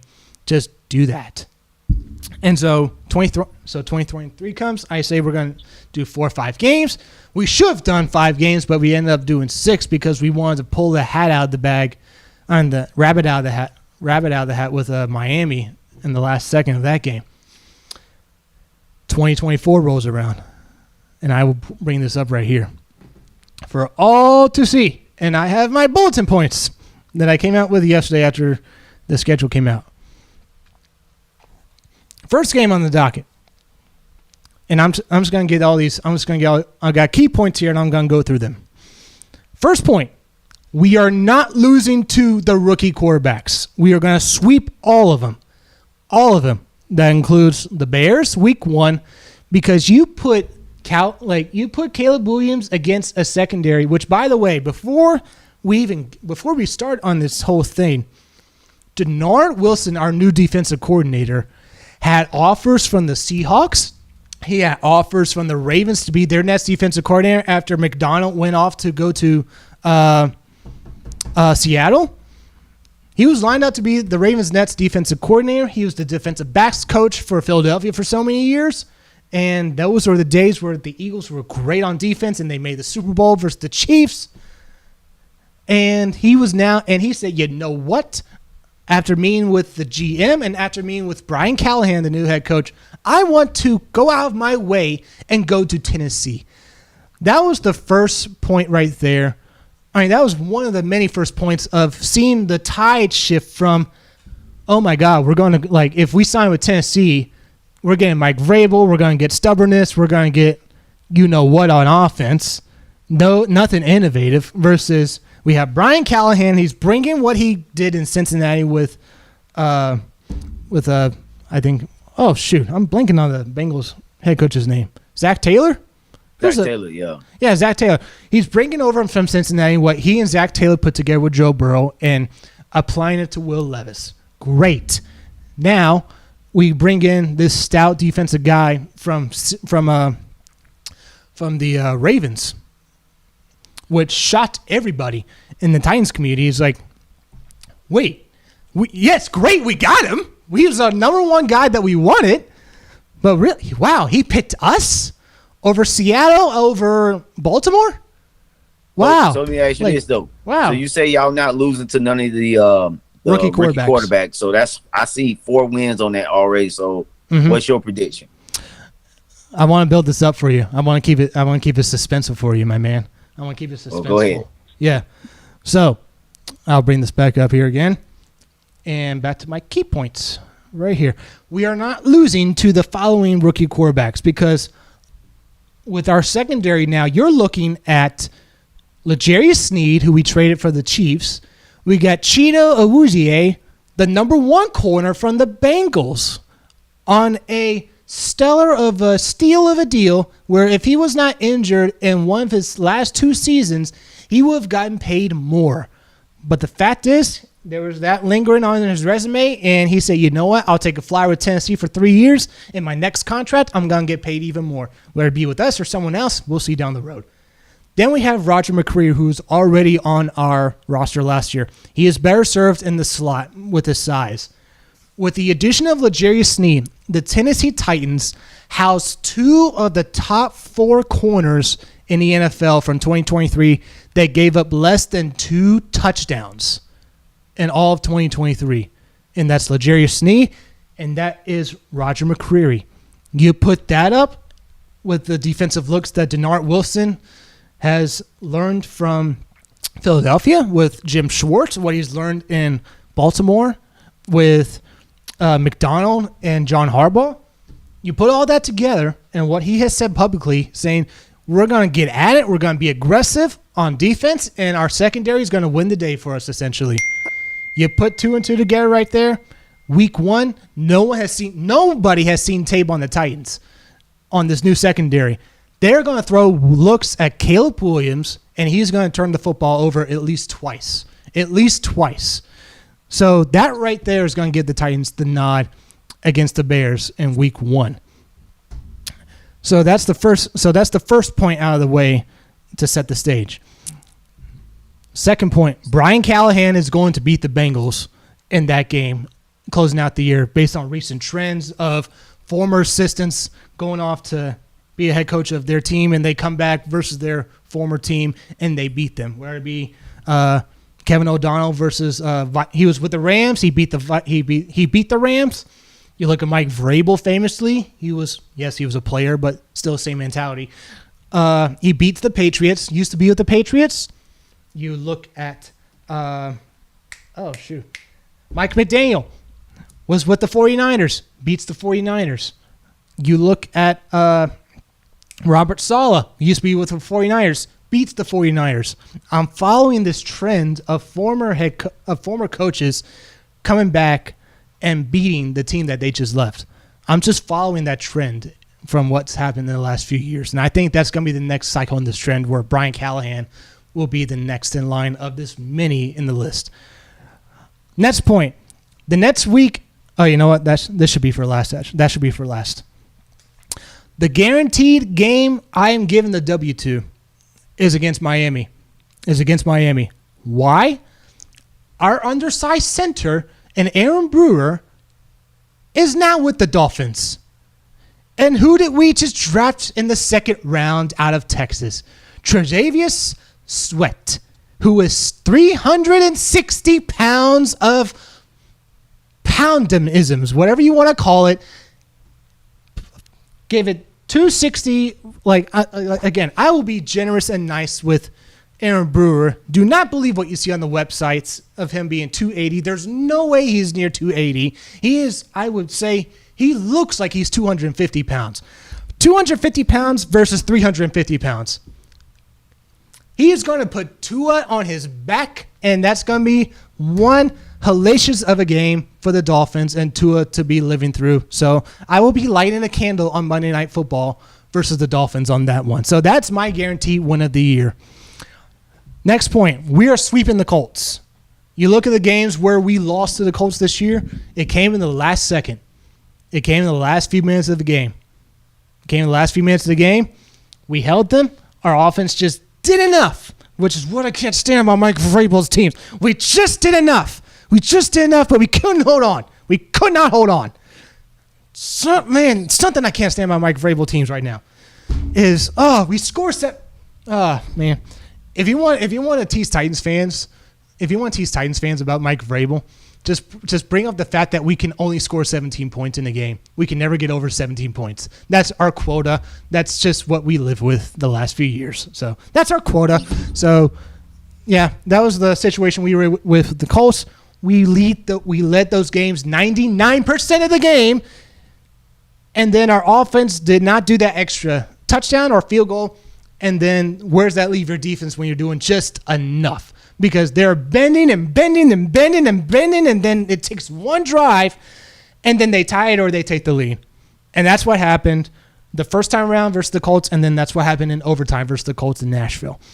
That's going to be corrected this year. So Zaire Franklin, who's brushing off the Titans, he can put a sock in my opinion, on that one. Close games, which I have as one-score games. they're going to up against. They're going to be close wins for one-score games. Are going to be the second game versus the Colts, the second game versus the Texans, the Chargers, the Packers, the Bills, and the Jaguars. Week 1. The first match. Those are going to be the close one-score games where we win or lose by one score. Next point I got. Games where Will Levis, I think, is going to be lighting it up. The Bears. The Bears, for the same point of why I think Caleb Williams is not going to be on his best day, because I think he may, at worst case scenario, he has a Jameis Winston first day on his rookie debut. That's his worst case scenario, where he has a Jameis Winston first game. Where, same thing with Will Levis. There's no tape of this offense. So there's no way to prepare for Will Levis, Calvin Ridley, DeAndre Hopkins, Tyler Boyd, Tony Pollard, good Memphis kid, by the way, and Tajay Spears coming out of the backfield. Chika Okonkwo at tight end. And if you want to throw in a wild card with Traylon, there's like so many things week 1 the Chicago Bears don't know what to prepare for. They don't. It's a different coaching staff. There's no tape on this offense yet. So that's one of the games I have them lining up against. Same thing with the Packers. I have them doing it again versus the Dolphins. I have them doing it the first game versus the Colts. I have them definitely doing it versus the Patriots, because look where they ended up this past season. I look at the Vikings. I look at the Commies in Washington. That is definitely a game we are winning. Another game that he's going to light it up is the second matchup versus the Jaguars. He's not going to do it the first round. And the second go-around versus the Texans. Next point I have, games our secondary is going to feast. The Bears, I just mentioned to you of why that's the case with our secondary. The Dolphins, again, I mentioned that to you earlier. Our defensive line is going to annihilate their center and put Tua on his back, just at that position alone. The Patriots, they have a rookie quarterback. The Vikings, they may be playing a rookie quarterback by then. But even if they don't, Sam Darnold, am I really going to be intimidated by Sam Darnold throwing the football at me? No, the defense is going to be eating him for breakfast. Same thing goes for the Commies, the second matchup versus the Colts, and the second matchup versus the Jaguars. The next point right here. The Chargers game is going to be, and I have this written right here, the game versus the Chargers is going to be the game where we win, and the media won't be able to ignore the Titans as a legit AFC team after beating their rookie darling of a quarterback in Caleb Williams week 1, and now their darling of a head coach in Jim Harbaugh. And we just talked about the Chargers' schedule. They could easily be 3-0 going up against the Chiefs in week 4. Imagine what the record could be going up against the Titans in November. Next point I have right here. The final week of the regular season is going to decide the division between the Texans and the Titans. Both teams are going to be 11-5. 11-5. Both teams are going to be 11-5, and I'm flipping the coin and saying, if you believe that, I have told you, and I think you have this. However long we've been going on about this, of what kind of fan I am. I am not a fanboy waving pom-poms kind of fan. I'm telling you how I see this team. And the way this is being brushed under the rug from media outlets is, we've already been disrespected. Like it's a no-brainer. Like no one wants the Titans. No one likes the Titans. So, that's just, go ahead. No, I think you got a good point there that you mentioned, that you say about, people don't like the Titans, because I know we hate the Titans in Jacksonville. You guys, the history behind the team, Super Bowl, we could have went to our first Super Bowl. It's not a good history, and so this is a game that, they're going to get up for. And so I just look at you guys, and I just think that going into year 2 of Rand, I don't see 11 wins. Like I say, I still see somewhere around 5 or 7. And the only reason why I say that, Will Levis is so still unproven. And I will admit that this is going on the assumption that this prediction is going on the assumption that Will Levis is going to be unlocked.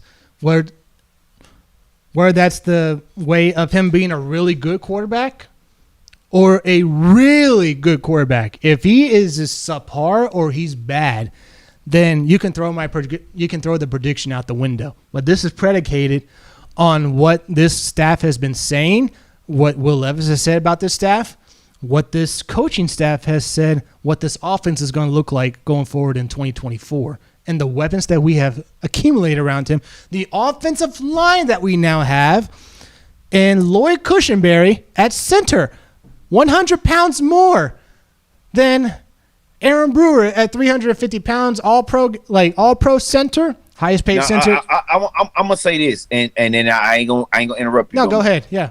I'll say this is the key for this Tennessee Titan team, man, is the addition of Bill Callahan as your offensive exactly. line coach. Yes. I mean, you got a legendary offensive line coach like him, and a lot of people. I've been watching football for a long time.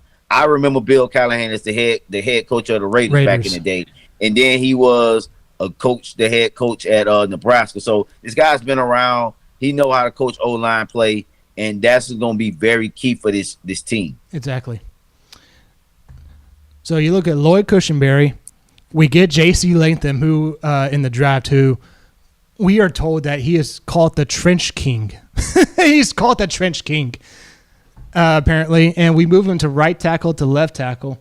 And a lot of folks had us picking Joe Alt in the first round, which I said, hey, don't be foolish in thinking that, because if one of those top receivers are there, we may go that route and be a greedy at wide receiver for Will Levis. But there is this patent machine that Bill Callahan has in Tennessee now that he took away from the Browns. It's called Bertha. It's a 380-pound sled. And you see J.C. Latham initially fail the drill like the first time around, and Bill Callahan is jokingly say to him, man, don't make me take all your lunch money, man. Actually said afterwards that they had a friendly bet on the side to see if he could actually do this. The second time around, he was told what to do and how to approach it, and he got into it and pushed that mauler of a thing. Oh, my God, what a left tackle we may be having in Tennessee. I'm not saying he's the second coming of Orlando Pace, but there's a comparison between Joe Alt doing practices for the Chargers, and then you line that up side by side with the Bertha machine versus J.C. Latham. It's like there's no way Joe Alt could do this without breaking his back. That's the assumption that we have in the Titan community with our offensive line. So this is the predictions on the assumption that Will Levis is going to be serviceable on the low end to being really good on the high end. If he is anywhere below that, then, yeah, the prediction goes out the window. And to your point, we could be another 5-6 win team. But that's the point of why we are stacking the receivers, why we signed Calvin Ridley, why we signed Tyler Boyd, so we can get those reliable guys and not have any questions with having Treylon Burks out there. Like, if he's out there, is he going to get injured again? If he does get injured, then we don't know what's going on with Will Levis because he's not present the best opportunities to throw the football around. So we are taking the approach what the Philadelphia Eagles did with Jalen Hurts. They said, you know what? Let's stack our offense. Here's A.J. Brown for you.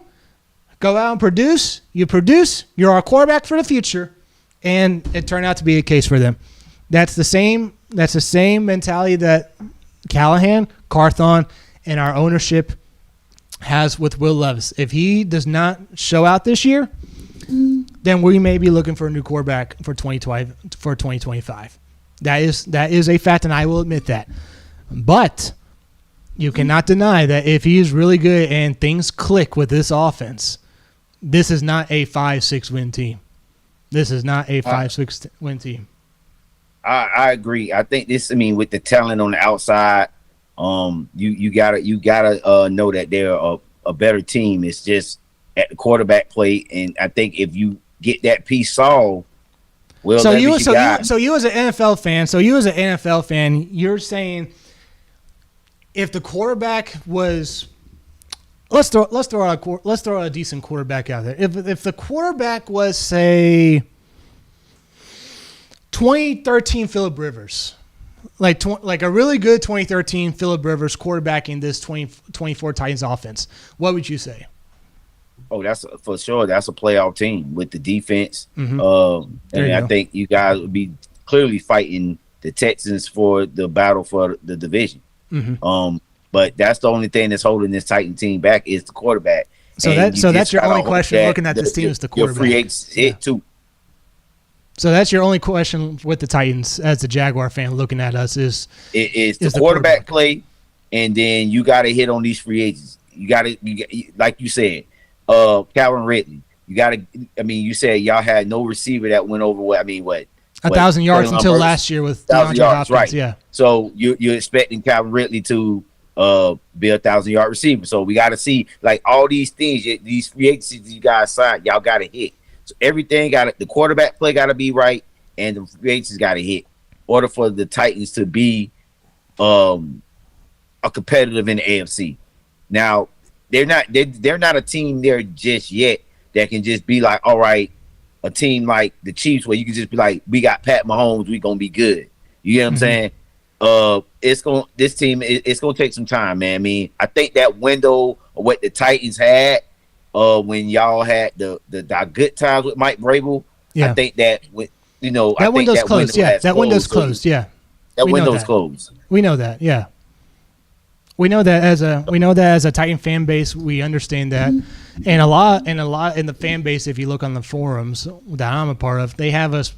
Some of them have us pecking at 8, like on the low end 6, on the high end 8 to 10 wins for us, and for the life of me, I cannot, like, some of them have us losing to Miami, and they're like, oh, it's a September game. Like, it's warm, and they do well in Miami. Well, I look back and look at that December game versus Miami. It was 60 degrees. That is warm football weather, especially in December. So I do not want to hear from anyone else about the Titans-Dolphins game like, oh, they have the advantage because of the weather. The weather was just fine in December of last year, okay? So I'm just going to get that out of the way for anyone that's asking that's a Titan fan. So with Calvin Ridley not Calvin Ridley. Yeah. We're stacking the box. Like, we're stacking the deck in Will Levis's favor. And funny enough, they're not saying it by name. But if you look at the interviews that we have, like, they have been conducted with Brian Callahan, and especially with Will Levis when he's asked, hey, what do you think about this new offense that you're being presented right now? And he said, he said lines along the ways of the following. I feel like I am not being constrained into a role I'm supposed to do. I feel like this is something that I can thrive in, and I dictate what happens. Point number 2, we are going to be passing the ball more than on predictable times where we do pass the ball. We have taken so many shots at Mike Vrabel this offseason without mentioning the name Mike Vrabel. That's how much different this offense is going to look, at least on paper so far. If we come out and still run with Tony Pollard and Tajay Spears, and then we throw on third down or the occasional second down, then I will my fandom in Tennessee Titan is going to be tested because I feel like I've been lied to. If that happens. But based on what we've been seeing this offseason, it's Will Levis or bust. This is his time, and he needs to ball out. He needs to show that Atlanta Falcons game. He needs to show that Miami Dolphins 3 minutes left game. He needs to show the fourth quarter and 98% of that Colts game the second time around before our defense finally couldn't hold them back any longer and gave up the game-losing touchdown in overtime. We have the line.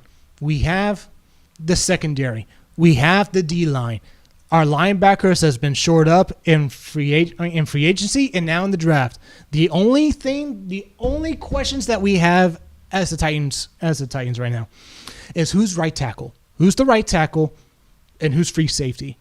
Now, there's a chance we could grab Justin Simmons or Marcus May, the former Broncos or Saints safety, off of free agency. I don't think that's going to happen until the start of training camp, in my opinion. Just like years ago, I remember when Kenny Vaccaro, the former Saints safety, came on the market, and we didn't sign him until August because of an injury that actually happened to our team. So that opened the door for him to get signed. But I think come training camp, we're going to have that free safety slot filled, and we are going to see who's going to be right tackle. Is it going to be Nicholas Petit-Friere, who was normally our right tackle? Or is it going to be Dylan Radins, who famously was hated by Mike Vrabel, and why he didn't want to play him over Dennis Daly, giving up all those sacks in 2022. That was the one frustrating thing with Mike Vrabel in 2022. You have another guy behind him. We don't care what he does in practice. Put him on the field and try something different. Well, no, if there's stuff that we do in practice, and if he can't do it on practice, we can't trust him to do it on Sunday. This is essentially, I'm not doing it. I'm not doing another Mike Vrabel tangent here. I will be beside myself if that happens. Where was I? Oh yeah, the schedule. The schedule. All right, I'll give you my last point here. I say Tennessee's going to win that last game versus the Texans, and our record on the year is going to be 12-5, and the wins are going to come against the following. And I'm going to go in order. The Bears, hosting the Jets. We are going to lose at home versus the Packers. We are going to win in Miami. Then we have a bye week. We are beating the Colts at home. We are going to lose to the Bills and Lions in back-to-back road games. We are going to beat the rookie quarterback and Drake May and company, and the traitorous Gerard Mayo from Tennessee. So that's neither here nor there. The statement game against the Chargers that I mentioned in one of my points, we are winning that game. The Vikings we are winning against. The first matchup on the road versus Houston, we are losing. We are losing that game.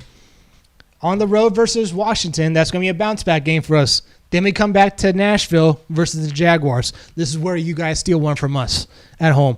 And then we close out the year with that game in Nashville. We host the Bengals. That's where Brian Callahan is going to pull something out of his bag, where a former head coach always does with his former quarterback. What's his weaknesses and how we're going to attack him? Blah blah blah blah blah. He's going to give Denard Wilson points of what makes Joe Burrow upset and what gives him the most fits on defense. So that's going to be a win for us there. A win versus the Colts on the road. And that's going to be a sweep of the Colts. And then we split you guys with a win in Jacksonville. And then the winner take all for the division for the Texans in Week 18. And I say in one of my points, we win one playoff game. We do not win any more else after that. We are not winning in the divisional round. We are not winning the AFC Championship game. We are not winning the Super Bowl this year. I say because I believe we are going to be the second seed or the third seed. I think realistically it's probably going to be the third seed because the Chiefs are going to be the first seed and the Ravens are going to be the second seed. I think it's going to be the Chiefs are going to be 13-4, and the Ravens are going to get us via tiebreaker with the AFC at 12-5, and we're going to be bumped down to the third spot in the AFC playoff picture in my prediction, which gives us one win and our first home win in the playoffs since the Pittsburgh Steelers in 2002, before we lose to Bill Callahan in the Raiders AFC Championship game. History lesson for you right there, in case you didn't know. So that's my prediction right there on the contingency.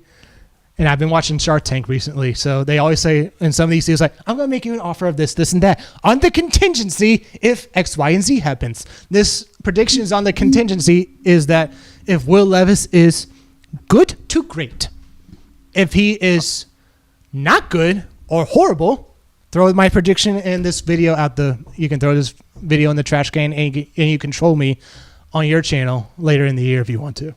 So. Oh yeah, I'm gonna definitely say this video right here on this date for so when the season start, we gonna figure out who was right, who was wrong on their teams. Right now you got 12-5. I got my Jags realistically 10-7.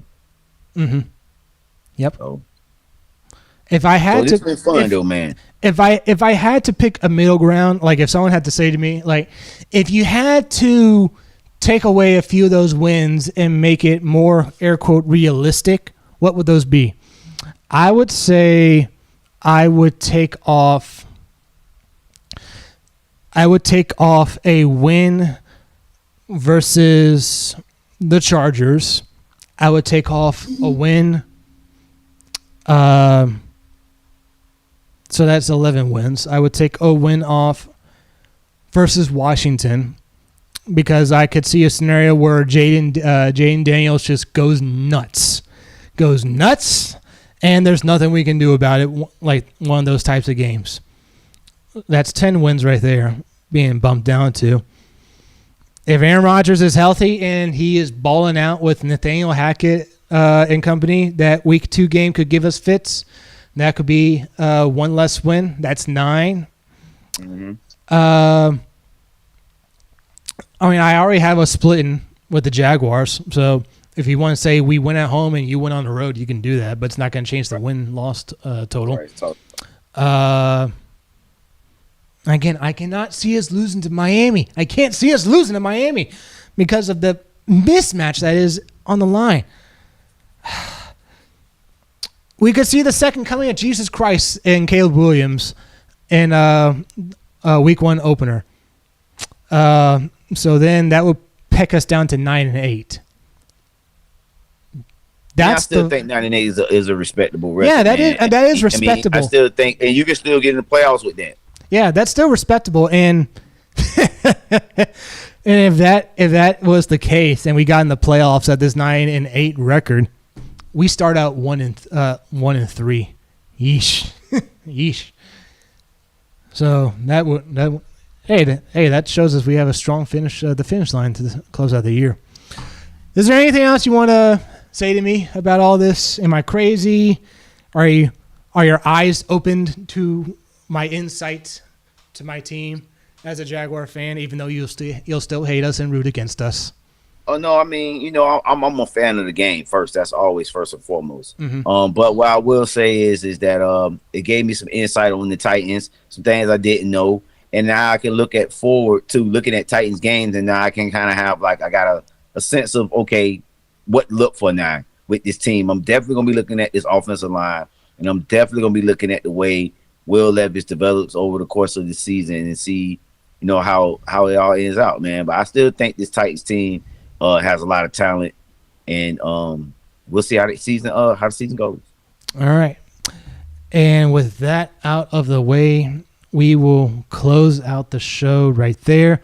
Our next episode will be with one, fingers crossed, hopefully. I need to finalize the date. We are going to get